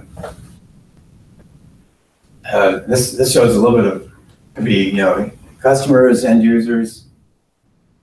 Yeah, if this was a government thing, yeah, then we'd have the government involved a lot too. Of course, people on our team within the company or organization. We got vendors out there that supply us with materials or equipment or do work for us. They'd be included. Basically, I'd like to say it's almost everybody except our competitors. But that Motorola, we blurred that line too, because we would buy hardware from like Huawei, which was a Chinese company that was one of our competitors. They built base stations and networks and stuff, but we buy some hardware from them too. In general, it's almost anybody that can be impacted by this project, except for competitors. So yeah, like your example is good too. You know, build a new office building, you gotta build it, eventually give it to the owner or management team to run it, sell units, and do all that stuff. And probably in that case too, I imagine there were a lot of permits and things that had to be filled out and audits and guys that came in to make sure that the wiring was good and inspectors, you know, all the inspectors and all that kind of stuff. You know, even just like I said, just if it was a new facility, you know, getting the community involved and how it looks and how it affects the community in terms of traffic flow. From, you know, looks and everything else. So. Yeah. I don't think they listen community. We just have the situation behind my house. It's like nice wetland area. We're converting that to residential zone. The builder. So we went fight against that. You know, it's like one big group of community. Nothing worked out. So we didn't consider stakeholders for that. Yeah, you consider all the stakeholders. Maybe a certain group. Like the village decided they want to go as it. So extremely worked out. Got a minor example of that in Villa Park. They want to close down the swimming pool. There's only 2 swimming pools. This one's an old one, it's small. And they brought this up a few years ago and we started seeing signs all over the place. Do not close this pool. And it came up again now. I mean, that was 2 years ago that they said, okay, we'll keep it open. Oh, that's good. But now the fight's up again. So there's certain stakeholders, like I'm not as interested. I got a little pool in the backyard and I don't have kids at home now, so it's not quite the same thing. I do have grandkids that come over though, but they just splash around in their little pool. But yeah, there's obviously conflicts there, but they tore it down and built a bigger pool, which they talked about doing. It might be 10 years before they build a bigger pool with slides and everything else. That's when the stakeholders take over at the ballot box and make changes. Yeah, brand new People who take a new mayor, new board members. This is a chart out of PMP kind of showing, for us as project managers, we've got these spheres of influence. Of course, the team and people more directly related to us, we're going to have a lot of influence on those. We're also interested in the sponsors, governing bodies, PMOs, steering committees, and that further out group, the end users, customers. PPP, I was forgetting what PPP was. I think it's talking about projects portfolio and projects programs portfolios. I'm leaving out the programs in there. By the way, and you may know this already, but PMI has like about a dozen different certifications you can get. You can get a program manager certification or a portfolio manager certification. And then they got some subsections here, like a schedule project manager, business analyst. So even within project management, there's some of these subsections that they've specialized out to, or the Agile certified practitioner. And Agile is an interesting one because within PMI, they've got that, but then you've got Scrum Masters, you've got various other organizations that are also doing Agile related stuff. But I thought it was interesting, PMI actually partnered with the Agile Alliance, which is one of the larger groups, and they helped put together the Agile practice guidebook.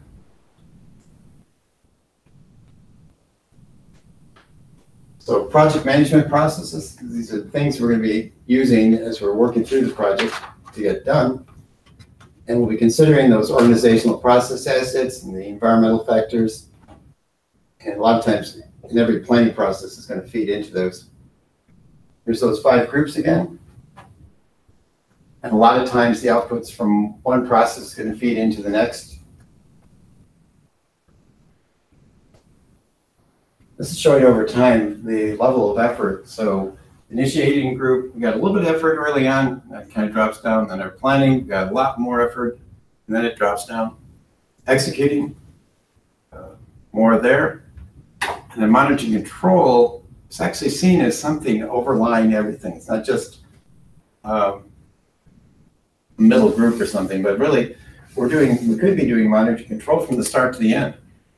That being said, though, I think a bulk of the monitoring control is going to be while we're doing the execution work. So that's when we're looking at our plans and what we're actually doing. Plus a pictorial showing how we got sponsor and business documents feeding into this, doing our initiating, planning, executing, monitoring control being kind of the overarching group, and then eventually closing out new records going into our OPAs, deliverables or product going to the end user.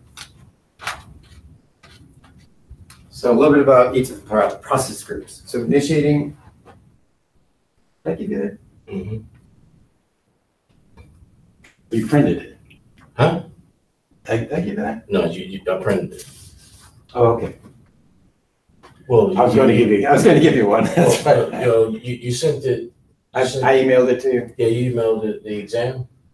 The quiz at the end of the chapter for chapter 1. I think you and I received it. Oh, yeah. We'll receive the schedule. He gave us Yeah. 2 this, and then something else he gave to us. Yeah, I'd send you the schedule too, I think. Yeah, schedule.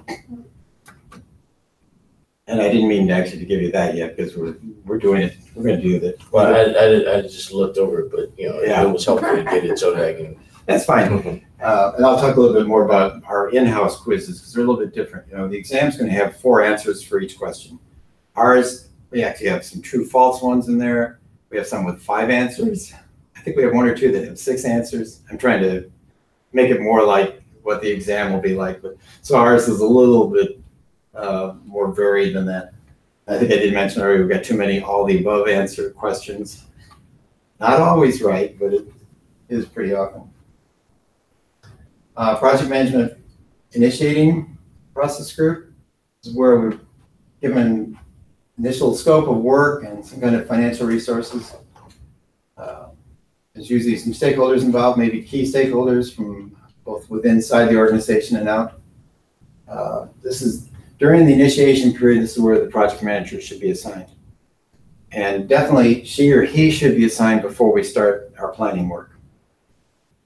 And as that one slide kind of indicated earlier, we might even be doing some pre-project work before we're working with business cases and benefits, figuring out why this project would even make sense for us to do. But definitely be assigned during the initiation stage.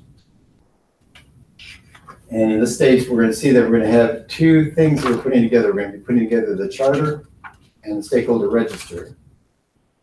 And some of those basic boundaries are going to be laid out too. It said to be done in 6 months. Okay. Initial finance month. Okay, $1 million in 6 months. Go for it. Probably a little bit of detail on the requirements. Here's a picture of this, which is actually out of the standards for project management in the back part of PMP. And I like these, so I've actually printed copies of these so you can have them a little bit easier to read. They are in the slides too. That one shows up pretty well, but some of the others don't. We only have two processes in initiating. We've got developing the charter and identifying stakeholders. This is what we're doing early on. The planning group then, where we're actually going to go through all the work of planning out the work that we're going to do, the documents, all the process things that we're going to need. And this is the one that, if we do this well, this is going to help get buy-in from our stakeholders and end users a lot more, and from our team. And like I said, this one's much busier, more detailed one. There's just lots of stuff we're going to be doing in planning. I'm going to hint, we used to have a chart on the wall here that showed how many processes are initiating, planning, executing, monitoring, control, and closing. And were you printed that too? No, it was, you gave me an extra one. Yeah, give me an extra copy too. Oh, such a generous guy. Yeah. Keep forgetting it's only 2 pages. And here you can see a lot of stuff feeding into the center thing, which is developing the big project management plan. We've got our scope management work, schedule management, cost, quality, resources, communications, procurement, contract work, risk, and stakeholders. All of these things are going to be feeding into that. Executing is where we're carrying out the work. So this is where we're doing the work that we had put together in our planning stage. It's usually where a large portion of our budget is spent.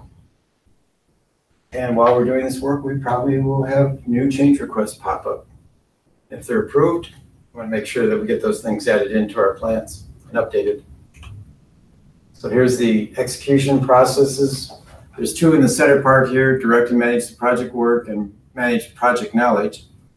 And we can see we've got a lot of things around there: stakeholders, quality, resources, communication, risk, procurement. So all these things are really going on at the same time that we're managing the whole project.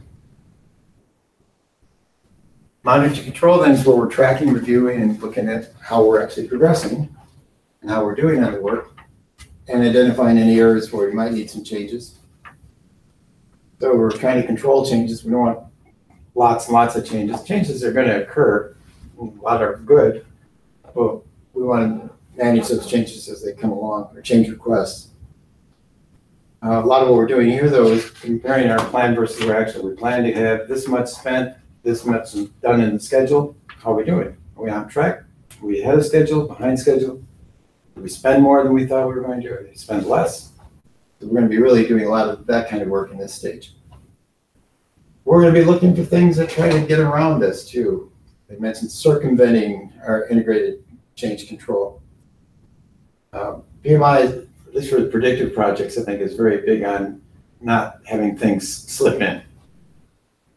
Oh, my software guy got done with this work a day early. Oh, I think I'll add in a couple good little bells and whistles in there.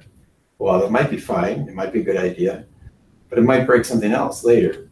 So their idea really is, we don't want things slipping in. And I will talk later about scope creep. Scope creep is one of the things that. If he has an extra day and he adds stuff, they add stuff for tasting and training and all, so that could be scope creep, right? So. It can, yeah. I know our test teams always wanted to test another 2 weeks. Well, if they only found one error out of the next million tests, is that worth an extra 2 weeks of testing? No, probably not. Yeah. So a lot of what we're doing is really statusing how we're, how we're progressing through the project. Monitor control has a whole bunch of things feeding into this central group too. So we've got monitor control the project work, and we also have perform integrated change control. So two processes. This is where we're going to, a central location for handling the various change requests. But we will have changes popping up in these various areas. And eventually, we're going to close it out. The closing actually used to have two processes, but they've simplified it down to one. So closing, we're doing all things to complete it. We would do this too, even if the project gets terminated a lot of times. But if it's not terminated, we'll get acceptance by the customer, any post-project reviews, all the records buttoned up, lessons learned updated, appropriate updates to our organizational process assets, and archiving all the relevant information. Project Management Information System, PMIS, will pop up every once in a while. It's actually an enterprise environmental factor. It's not an OPA, even though a lot of what's in there is stuff that we've put together. I used to think it should be under OPAs, but it's under environmental. Basically, it's all the tools that the corporation may own for doing time tracking and finance and various things. We're going to use those, but we don't own those various tools. The company or the organization owns those things. I think that's why it's in the environmental factor side. And if we've got contracts, we're going to have that need to be terminated, those would need to be closed out. And then ultimately, as we're sending our people on to next work, we'll have performance assessments and let them go so they go on to the next projects. Closing only has one process now, close the project or phase. And since they mentioned that they talk a lot of times about project and phase almost interchangeably. I used to think that a phase had to be for some larger type project, but it could be a smaller thing too. And within that, maybe we're still in our planning phase going through a bunch of steps that would be like almost like a project in itself. I used to think construction was probably a good example. Well, just the foundation could be a phase in itself, and then the framework could be another phase. Walls, electrical, plumbing could be phases. So it's sometimes used in a couple different ways that way. You'll see this chart pop up once in a while in our stuff. It's just kind of showing, going through the 5 process groups. But I think it's interesting though that, even with a predictive model, a lot of times it's not just boom, boom, boom, we're doing this, this, this. A lot of times we do see things that need to be changed or there's new requests. So we might be going through a lot of iterations and going back and forth quite a bit. I left this one in here too. I thought it was interesting because instead of a waterfall, like we usually see, it's a step stairs going up. I think the point they were trying to make here is that these are overlapped, and you can kind of see here monitor control really is that thing that's over the whole thing. One more time, 5 process groups. You got to know these real well. Initiating, planning, executing, monitor control, and closing. And I give an example here talking about like developing some software, definition, design, construction, testing, implementing. Project management knowledge areas is where we're going to be spending a bunch of time. And there's going to be 10 knowledge areas. PMBOK has a chart in there, and I'm actually going to give you a chart version of that I put together. But basically, chapters 4 through 13 are going to be the 10 knowledge areas. You might say, why did they just name them 1 through 10? Well, it's because it is tied into the chapters. So the first 3 chapters in PMBOK are those foundational things and about the role of project manager. So 4 through 13 is how these are laid out. This is the chart, which is A little bit hard to read there. So to help with this though, I've made some copies of this. This is one of the things that you want to become very familiar with and maybe even memorize. Oh my God. Oh no, It's like- 49 processes in 10 knowledge areas, 5 process groups. I'll flip-flop words once in a while. Maybe I might say, instead of knowledge area, I'll say process group. But really it's 5 process groups, 10 knowledge areas, and there's 49 processes. Now the chart we had on the wall that's not up there now looks kind of like this. And what it does shows the processes by the process group, which we just kind of saw in those pictures we went through. And you can kind of see here, we've got a lot in planning. Doesn't mean we're spending all our time in planning, but we got a lot of processes in the planning section. This is a pictorial just to get a good visual help with this. I wouldn't worry about trying to memorize this or think too much on it, but it kind of shows how we got 2 things in initiating, 1 in closing, and a whole bunch of stuff in planning. 10 in execution and 12 in monitoring control.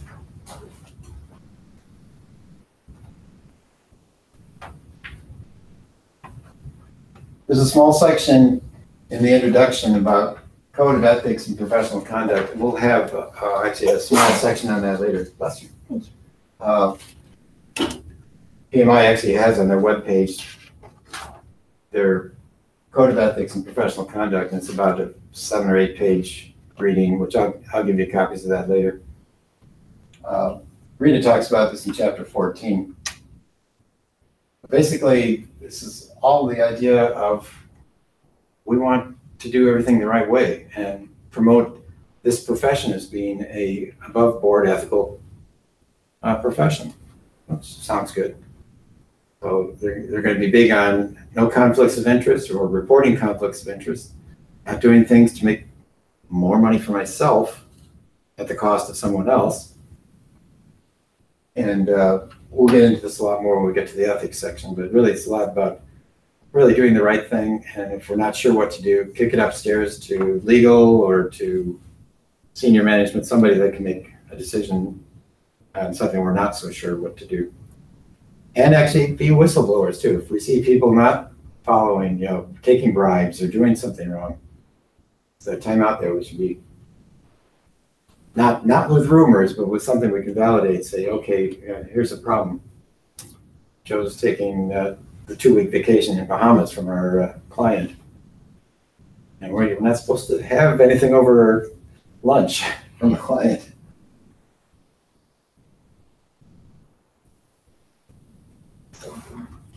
What time is it? I haven't even looked at it recently. 5 minutes break. Want a short break? Yeah, restaurant. Yeah, me too. I'd like to get stiff too. On Microsoft class, I usually sit and just show stuff from there. This one, I stand up, walk around. So this is better for me physically. Oh, yeah. That's a lot of material. Oh my God. Yes, there is a lot of material. There's a lot of material. Oh my God, it's getting so hard because it's right in our middle of the Ramadan, of the fasting month. And I'm like, I need a coffee. And I tell my husband, I'm gonna fall asleep. I need a coffee. I'm sorry, this is the end of your day too, so It's like really, yeah. That's okay. I mean, I have to get through it because I need a job. I need to, I mean, you said your kids have kids and grandkids. My kids are like have loans, and my younger one is just starting out. Yeah. It's hard, man. It's really hard. So that's what I'm gonna do. I'm gonna finish. I did the ServiceNow class last week. It was really good. I finished on Friday, Good. and I don't know. They had some technical difficulty on the website because it was a virtual class, and there was a there was a preset of videos that you had to do before the start of the class, and there was about 17 people in the class. There's about 6 of us who couldn't do it because of the technical difficulties. Really? Yeah. Oh, And so then I'm like, and then he kept referring back to those set of trainings that we needed to do. There was some set of like training videos that lasted for about 20 minutes. And that would have been really helpful. And I'm like, what's going on? And yeah, that was not good. But hopefully I can get through it and, Is there a certification test for that? There is a certification, yeah. Yeah.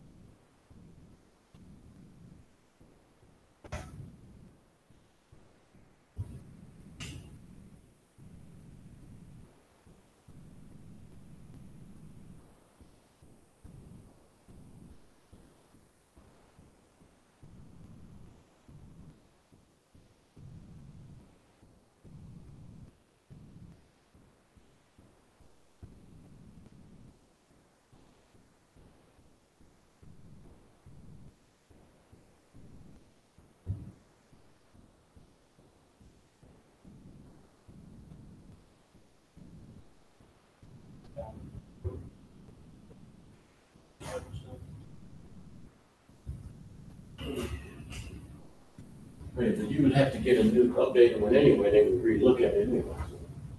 Even if you had one.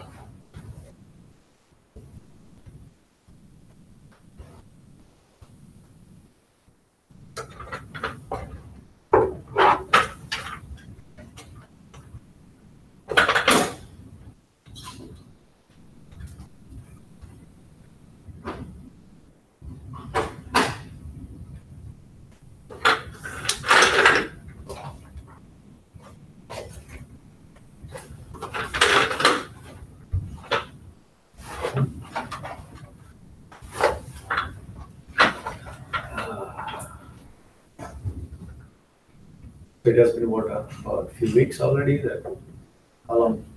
What's that? It has been how long you are unemployed? A couple of months. 3.5 months. This week I'll be like 2 months. I mean, I've had some offers or, people that, but what they were willing to pay versus some others that I've gotten to like the final interview, and like you said, I have PMP and some of these other certifications that I need. And so they took somebody else who had those certifications. They're looking for like the lead AP for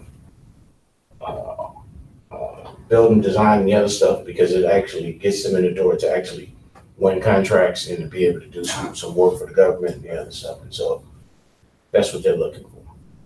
One of my students up in Kearney doing more of the, well, they're federal contracts, but a lot of construction things about building roads and stuff. Mhm. So he's doing a lot of construction kinds of things. Now he's actually got a job, but he's more like the guy that goes in and sees if the construction team is doing what they're supposed to. So he's more like the auditor kind of guy. And The certification helps. Yeah. Become a one level higher. one of my students in Schaumburg pointed this out too. She went to a couple of job fairs, and when she didn't have anything about PMP on her resume, she was in this large group, and then there was a small group of people that were being interviewed in more detail. And she just added PMP under her education, not that she had a certification yet, but working on PMP or something like that. She got moved into the small group for her next Wow. thing, and actually had an hour interview with somebody, which, job fairs really are not always that good for that. And a lot of times it's just an entry level type job, or, Yeah. oh, would you like to sell insurance? Yeah. So, Well, the one job fair that I went to led me to this training through the Will County, Oh. which is really good. I didn't even know that it even existed. I did not know about this career certification with the Will County that provided the funding for it. Yeah. a lot of people don't know about it. No. I didn't know about it at first either. My company for a long time wasn't quote unquote certified for sending our jobs overseas. Mhm. I was actually covered, not under WIA, but under Trade Adjustment Act, Oh, which is a similar kind of program. They'll pay a little bit more for that than they do. WIA, they pay $7,000, $8,000, $9,000 and that varies by county too, somewhat, even though it's Yeah, it does. federally funded. WorkNet, Will County, WorkNet, DuPage County, WorkNet, Cook Yeah. County. Yeah, they work differently, yeah. Yeah. So I didn't even know about WorkNet until I went to that one, and that was the training provider that was there was Microtrain. Mhm. And they said, I went to a workshop with them, and they said, okay, you need to do this, this, and this, go to this, and do this, and eventually when I did all of that, but then I asked if they would do a third-party training from part of the funding.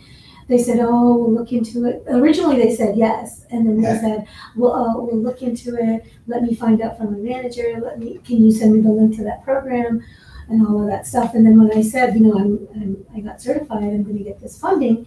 They said, what was he said something really stupid, which kind of like, I went back to my officer in the WorkNet, and I said, well, this is what he said, that it didn't sound like they're going to provide me the third-party training. Well, he said Microtrain is like a car dealership. They're going to get you in, you're going to get whatever, and get you out. And then he said there are other training providers. So he gave me a list of 3 other providers, and so I talked to them, and I think Paul was the one, and he said, yeah, sure, we'll do a third party, and then I did the third party training before I did this, which is why, So the Microtrain was really like, they're trying to sell you a car. Yeah, Microtrain. When I was a prospective student, I actually found out about a group in Glenview that was called ACT, which was doing various kinds of training. And I went up there for a sample class, along with 20 or 30 other people. And when they found I was under the Trade Adjustment Act at break time, the lead guy took me off in the other room and started putting together a schedule for me. So, well, I talked to my caseworker, because I live down here. Yeah. I said, you're not going to go 23 miles away when you get all these things close by, because there's MITS, Directions, and Microtrain right Directions, down that down the street here. Yeah.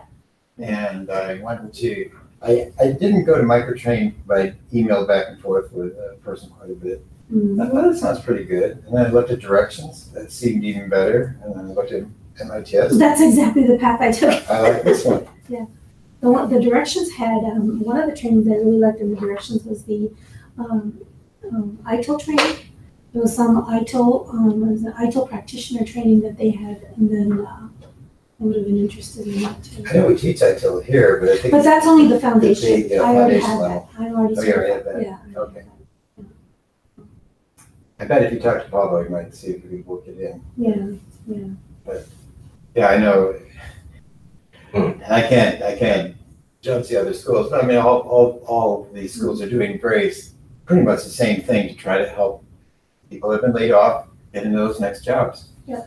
Microtraining, I know from a couple of my other students recently, it is more production oriented. They're bigger, they got more locations, but their classes are more. Okay, we're going to meet this one, meet May 1st, next class will meet June 1st, that kind of thing, I think. And as well as, you have to take everything that's in this box. Yeah. We don't offer you anything outside of the Yeah, box.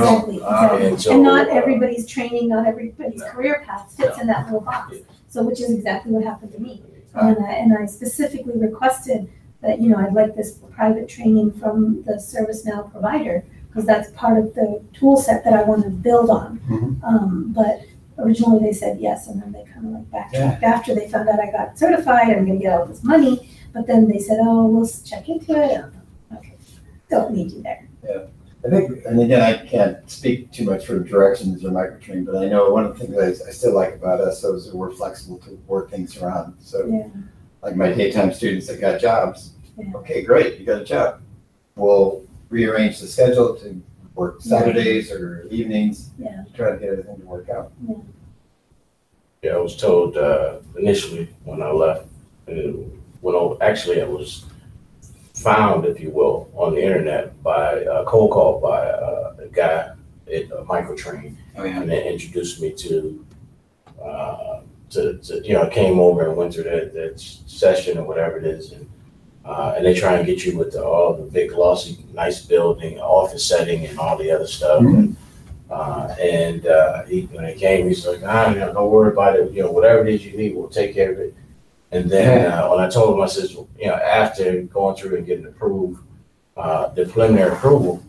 And then he's like, well, no, we don't offer this, we don't offer that, we don't, I was like, so you're trying to get me to actually go through and sit through classes that I don't have the hours or the background to even pass those certifications in the end.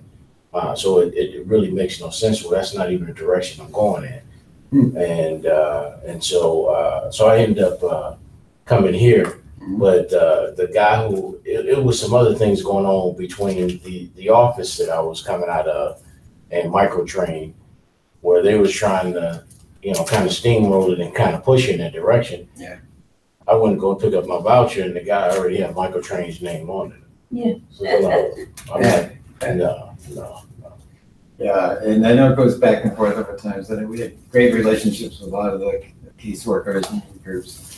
There was something in DuPage that somebody wasn't happy with what my MITS did, so they didn't like us as much. But even within each worknet group, each county, each caseworker sometimes handles things a little bit differently. Some caseworkers might favor Microtrain, others would favor MITS.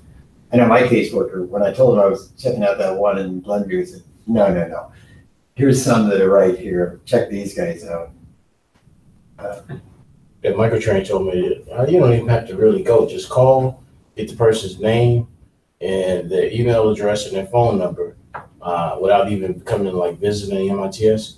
Oh, really? Yeah, and then you'll be fine as long as so. Oh, just get the checkbox up. Yeah. Oh, yeah. Went to 3 places. So because they were afraid that, like I said, I think there was something personally going on and a benefit happening between the caseworker and say Microtrain. Yeah. And so.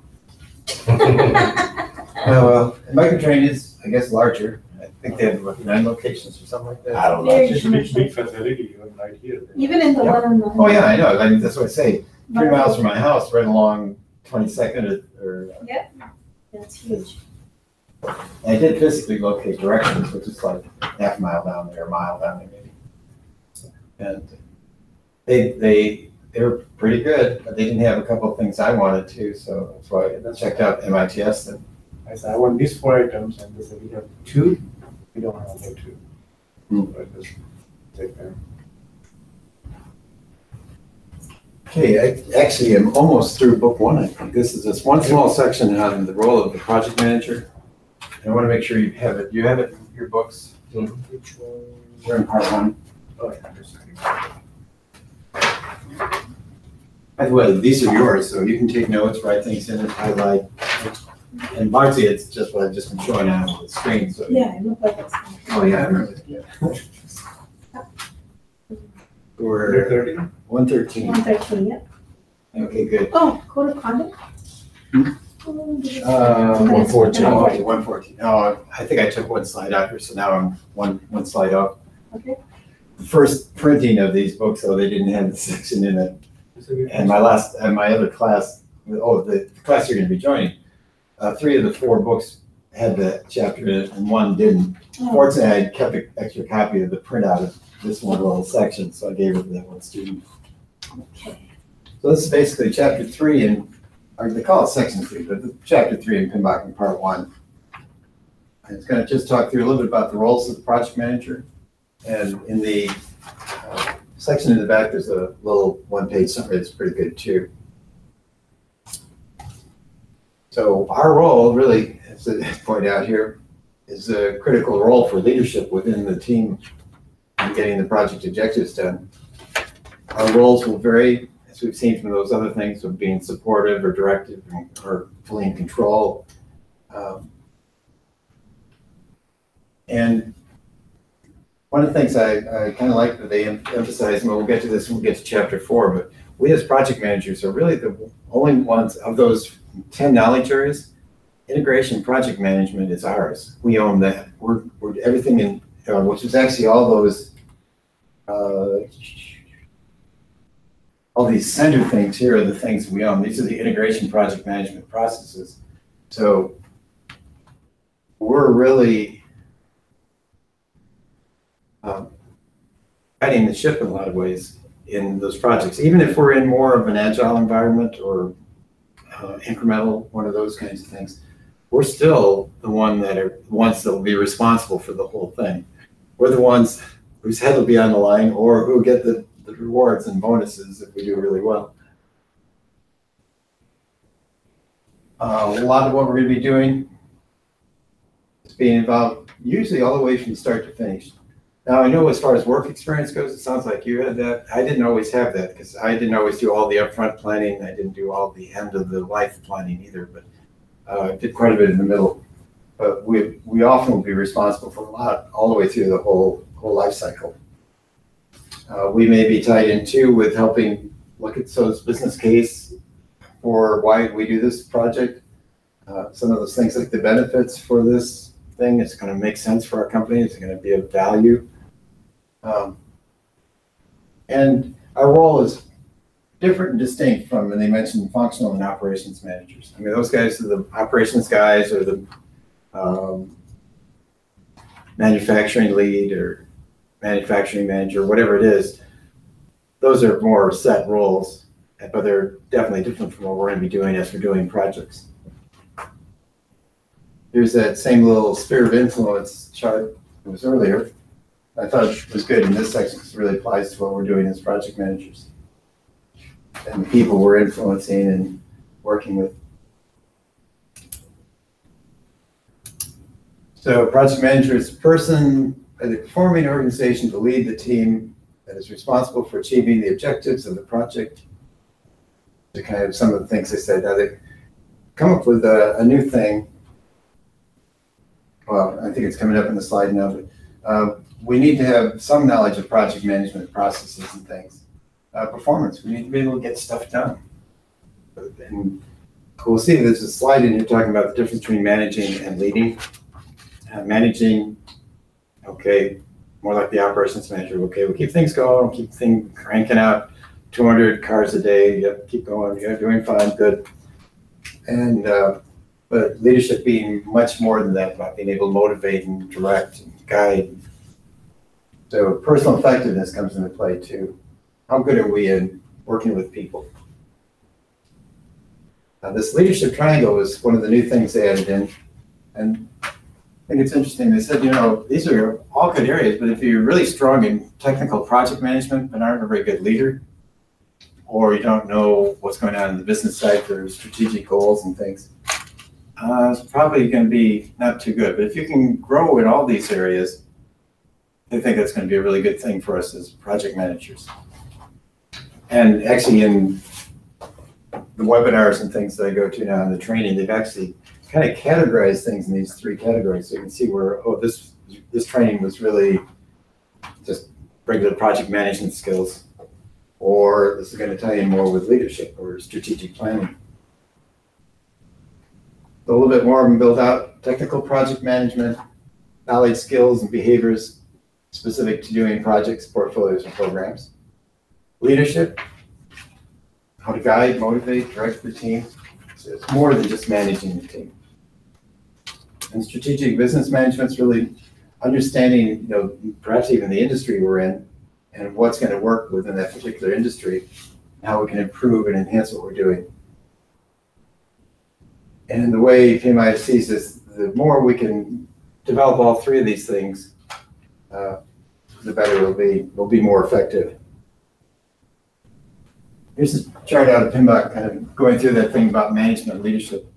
And we had an interesting discussion in one of the other classes where I said, well, these things are important too. We do need to have the day-to-day operation keep going and get things done, maintain what's going on, doing the right things. Although it's interesting, they say do things right here, and doing in the right order. Here they say do the right things. I think their basic difference here is for leadership, really we're talking about how do we motivate and help people along, inspire them, coach them. Not just how to do the work, but why are we doing this kind of things. And that's the end of that section. And that's the end of book one. Oh my God. That's how we go. How many books we did? This part one is over, huh? That's part one, yeah. Part two is Part next We one. need to bring part one next time. Other than next time we will go through that quiz, which is tomorrow. go through the quiz at the start, is it tomorrow? Quiz is tomorrow? We'll review the quiz tomorrow, yes. Quiz is take home, Should right? do you Yeah, have, quiz a- will be take home. do you have a copy of the quiz? I didn't print that out. I didn't print the quiz out. Oh, thank you. So tomorrow is this class? This Pardon? is 30th, right? Well, I said 22nd to 29th here, so actually Oh. the schedule I put together is sort of tentative, but it's logical order is right. So if we get through a lot of stuff, we maybe be sooner, most likely it'll slide down a little bit. So what I had scheduled there for the 30th may get pushed out a little bit. I've got two other classes that are further along, and we're pretty much in sync with that until we get up to the 7th class, and then part of that slid out to the 8th class. But we'll play it by ear depending on how the class is going. So we have class tomorrow, I know, and then again Wednesday? Yeah. Okay. Oh, so, okay, so we have a class. You don't need a copy of this, right? No. All right. I thought the session was Tuesday and Thursday. This session is, This is catch up. oh, this is a catch-up. But This is catch-up. The main classes are, Paul tried to work around some of my conflicts, and I think the students' conflicts, it's mostly Tuesday and Wednesday. Tuesday and Wednesday, okay. Yeah. Okay. And I don't remember the exact dates on some of those. I actually had to take the calendar and mark it up for myself. Where is it? Okay. Yeah, most of my classes are usually like that. They're a Tuesday, Thursday, Monday, Friday kind of class. Okay. So they kind of switch things around for me some. Sounds good. Got a few more things to give out, show you. One is Rita Mulcahy's group put this together. You know, our books are huge now. It's lots of reading material in them.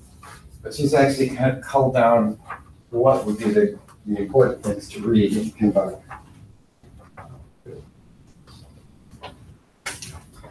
And one of the things I wanted to show you in Rita's book too, the very start, she has this chart. She calls these processes, but to me, it's more like the actions and work we're doing. It's not identical to our 49 processes. And there's actually 92 of these things. But the thing I like about this chart, though, is when you get to the beginning of a chapter, you'll see that chart pop up again. And she highlights in that chapter then what parts of this will be done. So in this case, I went to schedule management. So these things in planning and monitor control are things related to controlling or developing, planning, and schedule and stuff. So I think that's a good thing. And she actually emphasizes that her planning column is in more of a chronological order. And so I've actually recreated her chart too for you to use for studying. I don't recommend memorizing this whole thing, but I did make the planning bigger on the back because this is one that may help you sequentially catch that flow of the work that we're doing. So all the stuff that you covered is in this part of the book, like the standards part, and then we're gonna go back to, All the stuff we covered was in the schedule. that right here. So, oh yeah, I should talk about the schedules a little bit too. In the schedule, I've got part 1, part 2, part 3 stuff in there. Well, that's the stuff we're going to be covering the slides in the class. Okay. But the page numbers and the chapters listed there, though, for PMBOK and then for PMP exam prep are things to Oh, read. that's the reference, okay. Yeah. So for today, for this part, okay. For today, we should have gone through chapters 1 through 3 if we had Okay. books and stuff in advance. Okay. So next time, we're going to continue with this some and then go into Okay, integration project management. so that's tomorrow. Yeah. Okay. Okay. Thank you. Another thing for reference, Rita had a chart in there that I thought was helpful.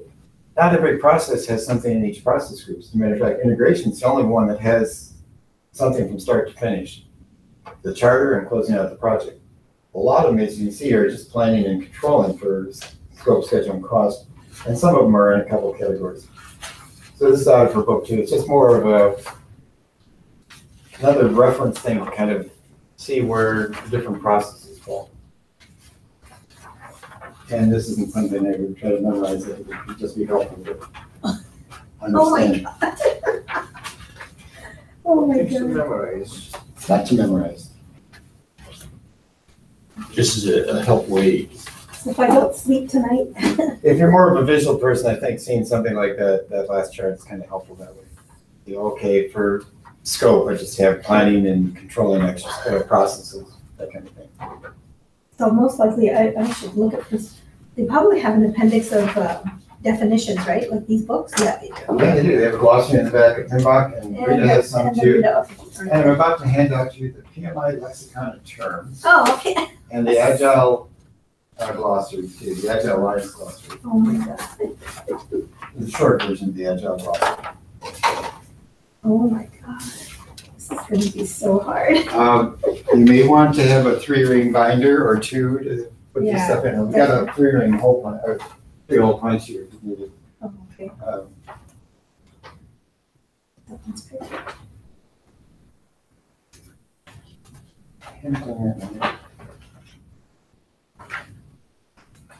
Since when they start reading this agile thing in this PMP, like a couple years back? Yeah, you look, The agile framework they added like a couple this years is back? the start. Did it start? This is the start. As of March 26th, the last exam finished. Actually, the 6th edition has been out since September of last year. So the 6th edition's been out, but then the exam and everything wasn't really changed over until March of this year. So our exam is gonna include the Agile. It includes some of it. We're still trying to figure out how much it's going to include. I think it's going to be more high level. You'll be guinea pig. Well, the guinea pigs, I know, where the guinea pigs, I know. They'll be throwing on us. Not exactly guinea pigs, but what I printed in a little bigger print is in your slides, but this is one about what's the difference between projects, programs, and portfolios, and on the other side, the various kinds of project or organizational structures they talked about, the matrix, the functional, and this is just a reference, and it's in PMBOK too, but this is something that I think a little easier to read.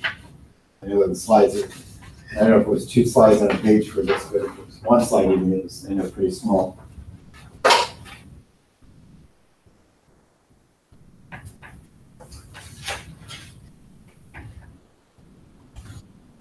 One more thing. This is something I typically do at the beginning of a chapter, not so much with this first one because it wasn't as much, well, there was a lot of stuff in it, but not, covered a lot of things. But I'll pull out some of the key terms and thoughts that I had on that particular section. So this is actually from the first part we just went through. Largely, you see, I just emphasized the 5 process groups and the 10 knowledge areas, and then a couple other terms and things that you mentioned in it. Oh, actually, this is going to be more something we're going to probably touch on next time. I didn't mention much about assumptions. Assumptions and constraints. And constraints always limit us. Assumptions may limit us, or they may open things up. I assume we're going to get new customers. Okay, well, that'd be a good thing, but that's still an assumption.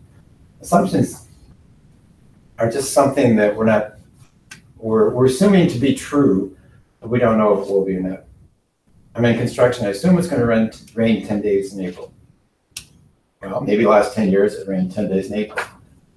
Good assumption, but I can't prove it until April's done. And actually this year, I don't think we had 10 days of rain in April. April showers, yeah, we had May showers instead.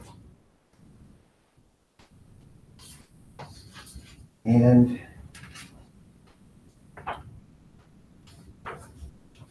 got a few more things I could give out, but we haven't covered the rest of your class yet. So if you have questions, if you'd like to answer. If you align with the agenda, I know the outline of every class. So yeah, when you look at the schedule, don't worry about the MITS part 1, 2, 3. What really you should focus on is the reading system below for PMBOK and the PMP exam. Okay, that's what I was going to do. Yeah. So PM book is PMBOK is this one, PMP exam prep is this one. So we need to read both, huh? Well, you're not gonna, well, that's why I say my frustration with this class would be great if you got the books like a week or 2 ago, because then you could have read chapters 1 through 3 for today. I would suggest just blending them in as you're going along, especially for this class, since we're meeting today, tomorrow, and the next day. it's not gonna work very easily.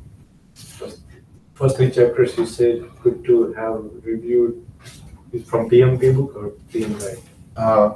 It's in both.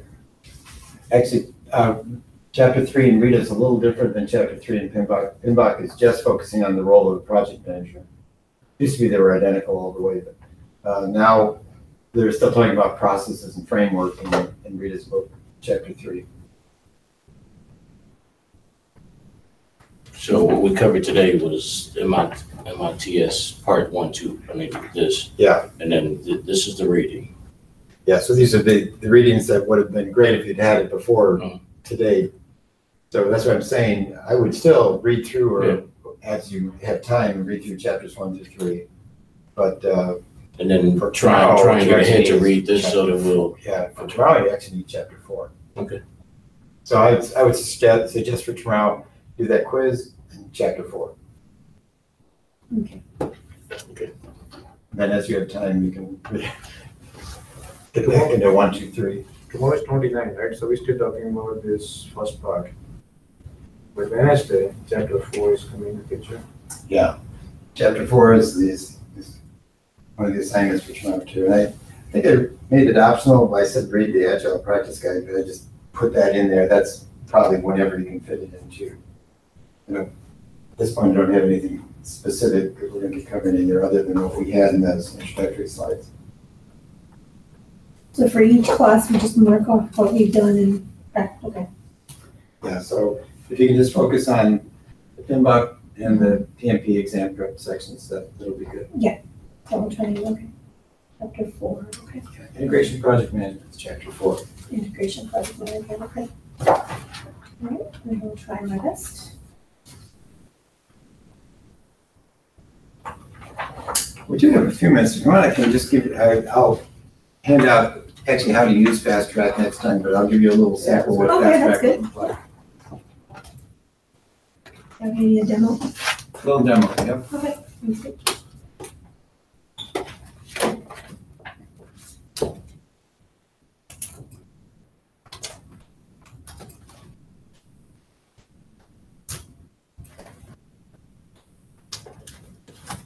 And they have just switched over to Fast Track. It used to be that we bought licenses and loaded it on 4 of our machines, and then had people log in remotely using TeamViewer.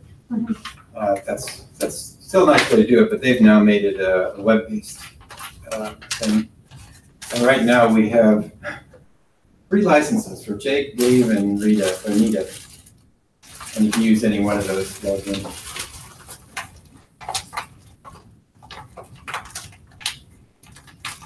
Use the MITS 2016 for the password, but then they changed one in 2018.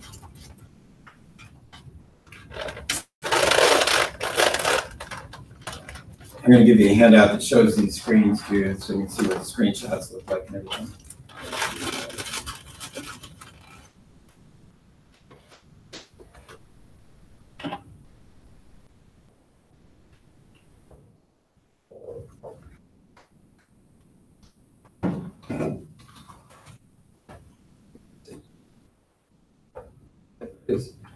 Like I say, I would record your own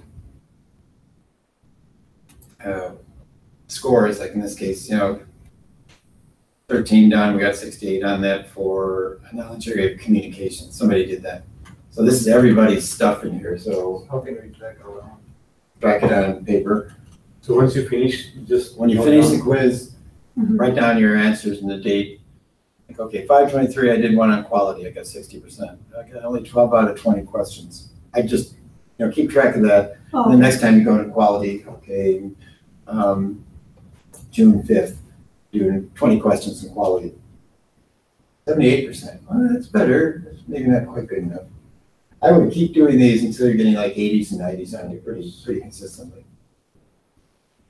And it's by different sections, right? Yeah, there's 2 ways to look at, well, exam simulation will show you the 200 question full exams and it'll time them. oh my God. The focus tests are split into 2 groups. Process groups, so you can do it, for initiating, planning, executing, monitoring, control. Right now, I don't recommend that. Right now, we'll do it by knowledge area. Oh, okay.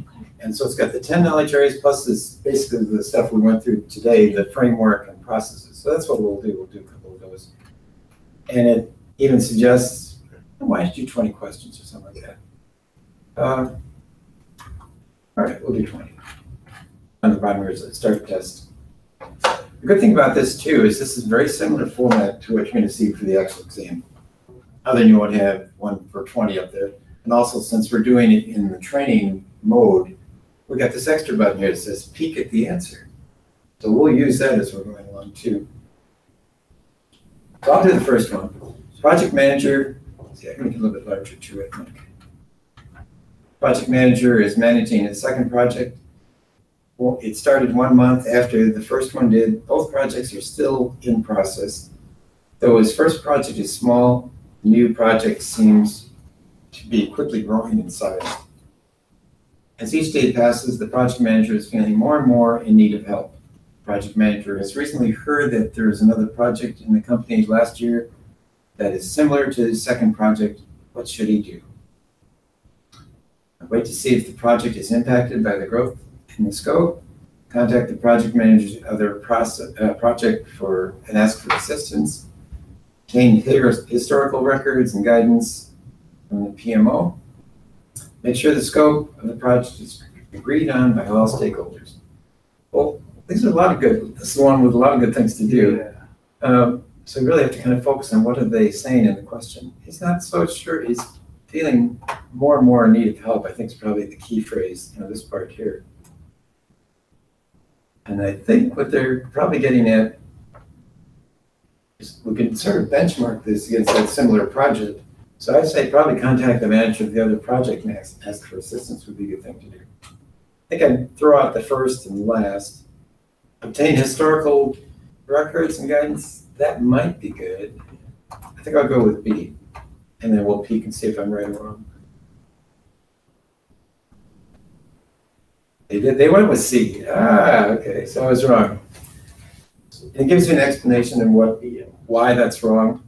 And also it gives you a page reference to it in the PMP prep book. So in the orange book, in the reading book.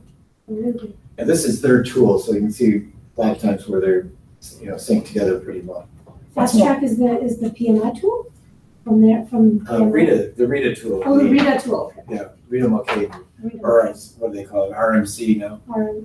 Something like that. Keith, you want to try this one? You see it already? Better over there? Yeah. For project managers, having lunch together, discussing their projects, most of them just complete. Stakeholders and opportunities. So, one project manager wants to focus.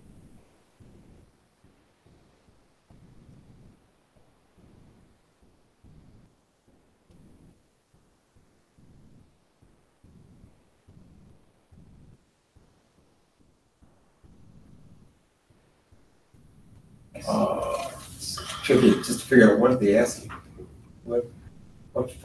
Which of the following would he mention?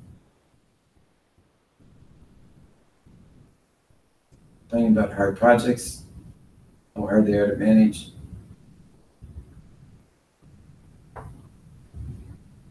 Oh, I guess the question is this last sentence here. One project. This guy is looking at saying there are some advantages to matrix type organization, working with your projects.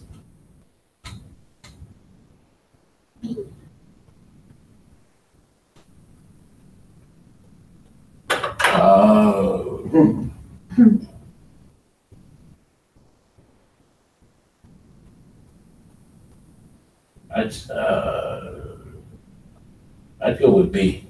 B? Okay. That's what I would go with too. Answer is B. Yep. These answers are good too. I'd answer them first and then go to peek. Because even if I get it right, I might have been not too sure about it. Yeah. Deeper explanation more. Yeah.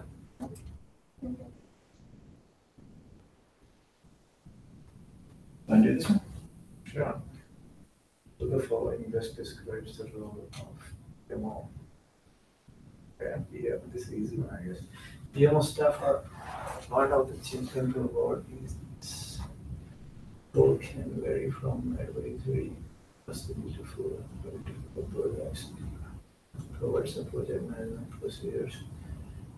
It supplies project manager for porch. No, it doesn't. There is no like all answers, huh? No, not all the above. Not in this one. There are so many that like close. PMO staff are Close, but this doesn't, well, they're part of the change control board. That's not not like much. necessarily true, I don't think. Actually, C is definitely close because they have all the procedures to follow.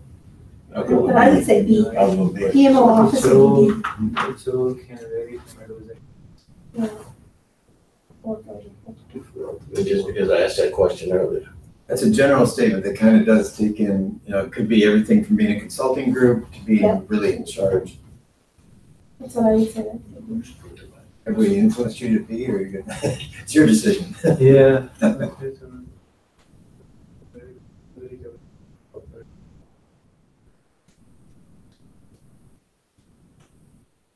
And these close. No, it's funny because the other three could be part of what a PMO does, Does, but yeah, but not, yeah. not necessarily though. It's B. B. Good. Yeah, and it could include work describing the other choices.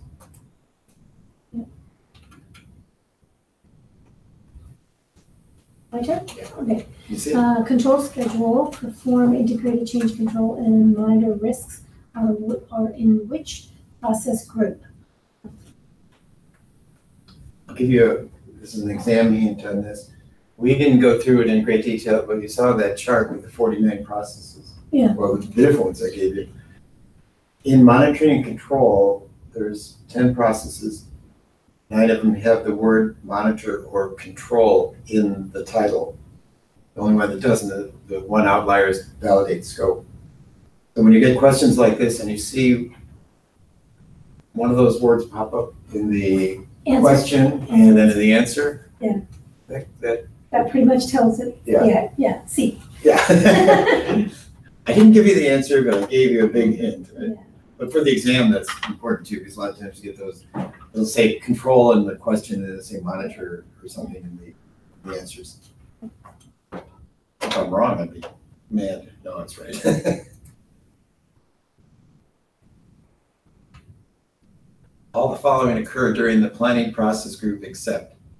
Again, they're assuming that we've already read through the chapters and stuff, so I know you haven't had a chance to. So in the process group, planning process group, yeah, estimate costs is one of them. Charter is what I just pointed out we do in initiating. Yeah, it's before. Yeah, sequence activities, create work breakdown structure, those are gonna be, so it's gonna be Please develop answer. the charter is initiating. Yeah, charter is the first thing to start. Yeah, first thing. Charter and stakeholder register are first two.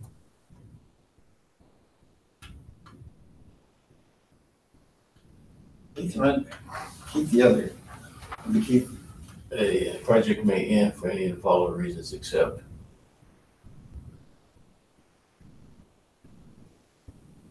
B. Yeah, I think that sounds good. And I just did something I probably shouldn't do, and that is get an answer before reading through all of it. Let's see if B is correct. There we go. Not a valid reason for terminating a project. The other way around. Project fails and project. Project has to continue, if they get assigned and the project has to continue. Yeah, so usually have other people working on it. The person who should be in control of the project during project planning is the D. I don't know. It's fine. D. Project manager. OT, project manager. I think you're right. Yeah. I thought you said B at first. I was like, no. Sponsor is going to say, here's the project, go for it. Go do it. Come back Or when do you're it. done. Yeah. Come back when you're done, right? Yeah. Basically. Maybe a little sooner, Yeah. especially if you want to know what's going on as you're moving through. Okay. Company procedures require the creation of a lessons learned register. Which of the following is the best use of lessons learned? Informing the team What the project manager has done. informing the team. What? Okay. Which of the following is the best use of historical records of, no, future projects? No, previous projects.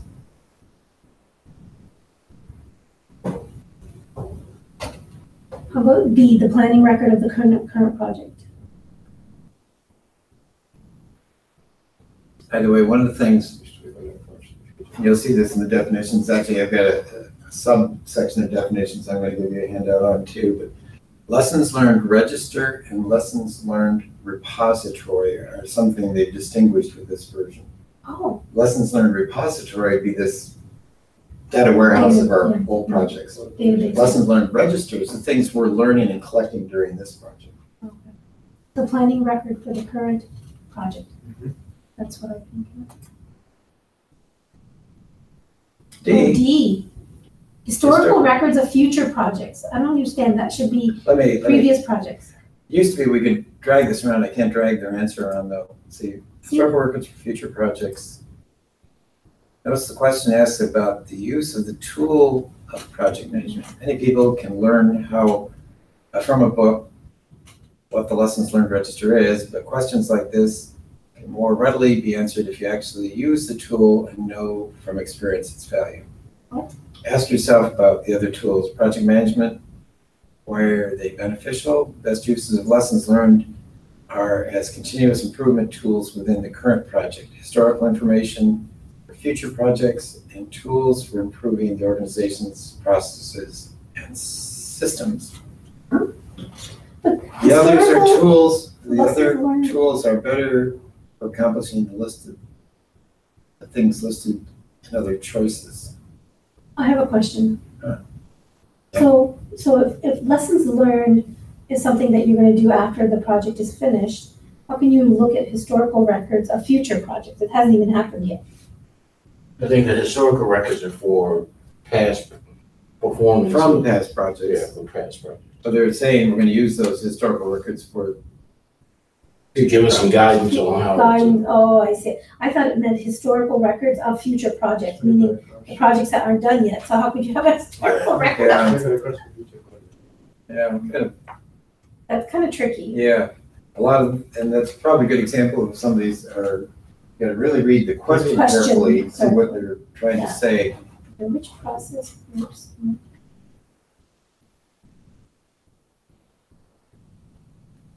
Process groups include a lot of, D. yeah, I think it's the 5 process groups. Yeah, okay, I was gonna say, wait, no, we skipped planning. No, you can't skip planning.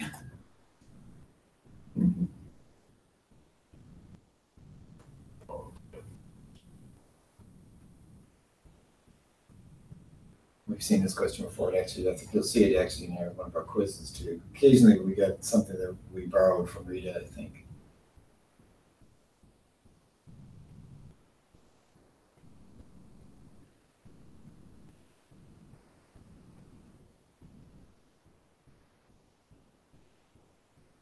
And the use of term in here, you probably haven't seen yet too. Rolling wave planning is the idea of doing everything that is near term in great detail, building it out, all the details, all the people assigned and everything. Stuff way out in the future, we may have at a higher level. I know in our world, our test team might have just had 20 planning resources in a high level schedule until we got closer to it, and they would actually assign people and detail out the schedule a little bit more. So rolling wave planning is kind of getting at that idea. Which is actually, since I've seen this a whole bunch of times, is going to get added to. Since it's a 4-year bioremediation device research project, we probably don't even know what's going to happen in those later years. So what, bringing together 300 stakeholders from around the country, maybe wasn't the best idea.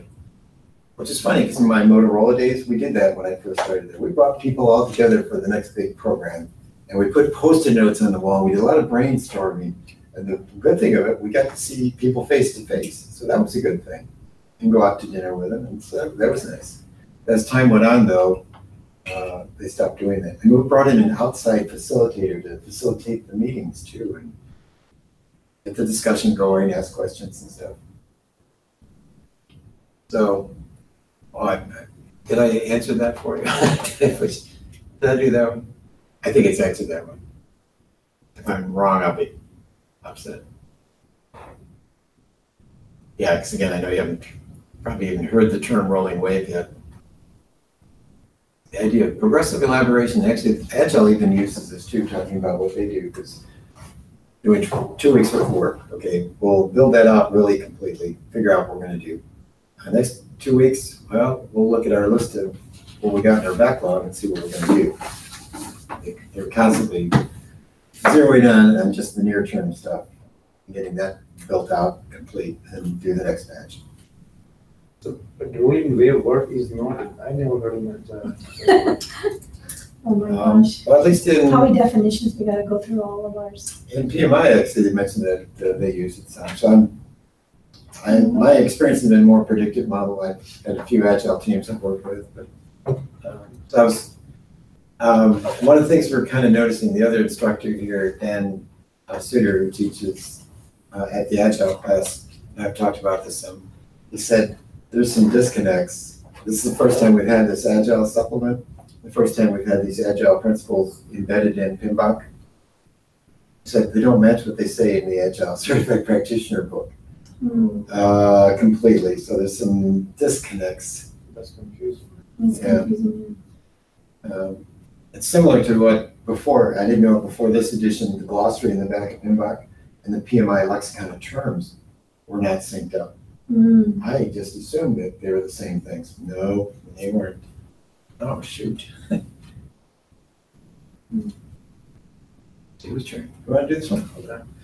Project manager and team are that specific process and policy regarding risk, resource communication, change management are incorporated into project plans. The source of these processes and policies is most likely wow.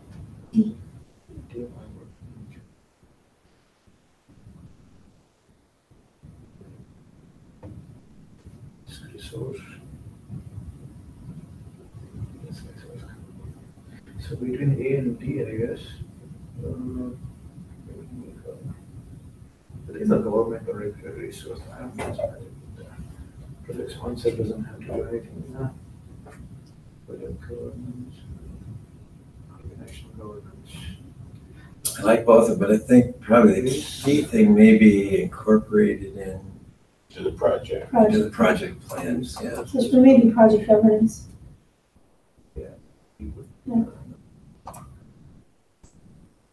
You are correct. I'll probably say what the difference is. Does it say in here? No, it doesn't. Sometimes it'll say why the other answers are correct. Oh, correct, yeah. That's really helpful Yeah. if they do that. Okay, which project management process group generally takes the most project time and resources?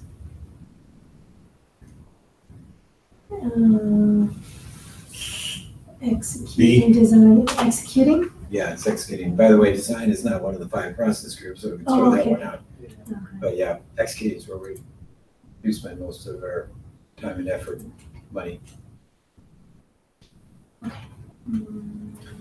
The project manager receives a change request from a customer. The change requires adding a new filtration system to the project in place of a cleaner bag.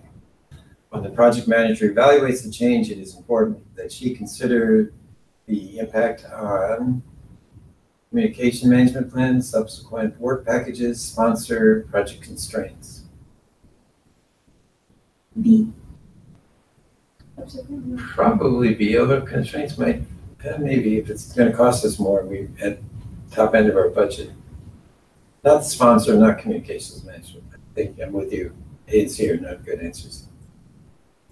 All right, we'll go with this, see what they say. D. D. Yeah, Major project constraints include scope, schedule, cost, risk, quality. Question talks about changing scope.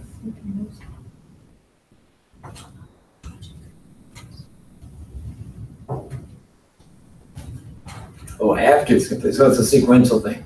We would do that first, and then we probably would look at those work packages. I think that's what they're saying. Oh, okay.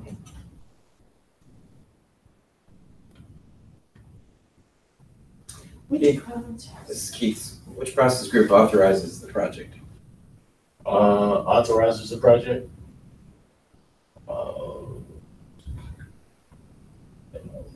See, Initiating. Yeah.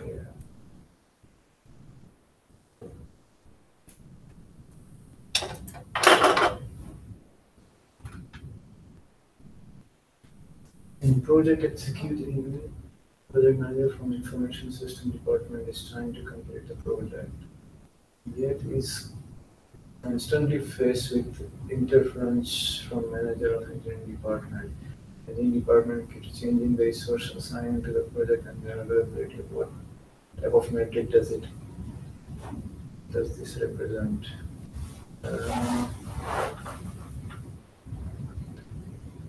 That's a weak. I think weak, or maybe even functional. Because they keep changing the resources. Yeah. So how can we run the project? Seems correct. I would stop working on projects, unless you make up your mind. Yeah. Stop changing people on me. Causing me grief.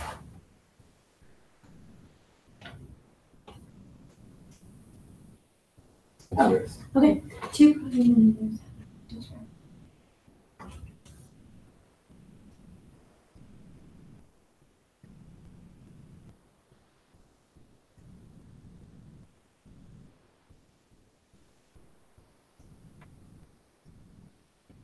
It's another one where if you knew the definitions for coordinator and B.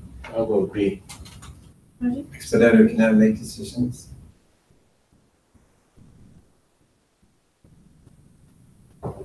And actually, I think that's correct. Oh, is Coordinator has different? some limited decision-making ability, but expediter is just a worker bee. Which is using my applying it to the construction Expediter industry cannot and knowing what an make decisions. expediter does. To me, it's just Runs a reports. runner. runs- Yeah, runs yeah, stuff just around. Yeah. So, hold on. How is the project expediter different from the project coordinator? The project expediter can make more decisions, no, they can't. Project expediter has some authority. Actually not, at least the way PMI defines it, and maybe in the world, some places that might be. So the A coordinator has some authority or some decision-making capabilities, but expediter doesn't. no? Okay. All right, I thought they were, okay. D. And and D doesn't really matter, it's like, who do you report to?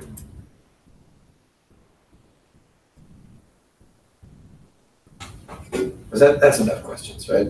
Okay. So what I'm gonna do is grade it. So first I'm gonna get smaller so I can read. Oh, by the way, I didn't mark anything for review, but if we mark for review, we see a Go back. little thing show up. When I go to review progress, I'm just gonna look at the answered questions. Yeah, I put that little mark on there, so if that was one we want to go back to, we can just click it. We can go back to any of these, actually. That's a good tool. And then we're gonna go ahead and score it. Sure, want to do that? Yes, we all pass. 81, it'll tell you great work, things like that. Not important right now, but later this will be helpful. It tells you how much time we took per question Oh, and how long we spent. And if we're trying to do the full exam, it would take us 4.9 hours at the pace we're going at. We were discussing and everything. Actually, that's not too bad. Sometimes it's like 12 hours, Oh, gotta improve a lot. But later, you'll see your pace is gonna get better. Like, we did 20 questions on this today. and 20 reading it. And once you get more reading in and stuff, you'll pick it up. They actually say that we should be averaging about a minute per question on the average. Gotta speed read then. Some questions are only a few words. and Yeah, some are a others- few words, Some are a boom, few boom. words, yes. There'll be a few calculations type questions, they'll take a little longer. But on the average, it should take about a minute. When we first got this new tool, I played with it a little bit, and I did 20 questions and the average 29 seconds. I was like, really? I didn't have any calculation questions in there, they're all fairly straightforward ones, so I was able to get through it okay. So usually everyone was like, on an average, they finish the exam in 3.5 hours or so, or something like that. I guess it depended, like I said, I'm a slow So reader, it's so. different thing, like. Yeah. I'm such a slow reader, I'm gonna. You'll learn even from these quiz questions, we gotta reread and read very carefully the questions a lot of times to make sure we understand what they're asking for, what they really are trying to say to us. Okay. There's a lot of homework now, 3 chapters from here, 3 chapters from here. Oh, and 3 chapters, 3 chapters, So- agile, then all of it, reading all of these. No, you didn't have the 3 chapters read today? No. Falling behind. I didn't know the No. schedule either. My class Right, was, right. class was so intense last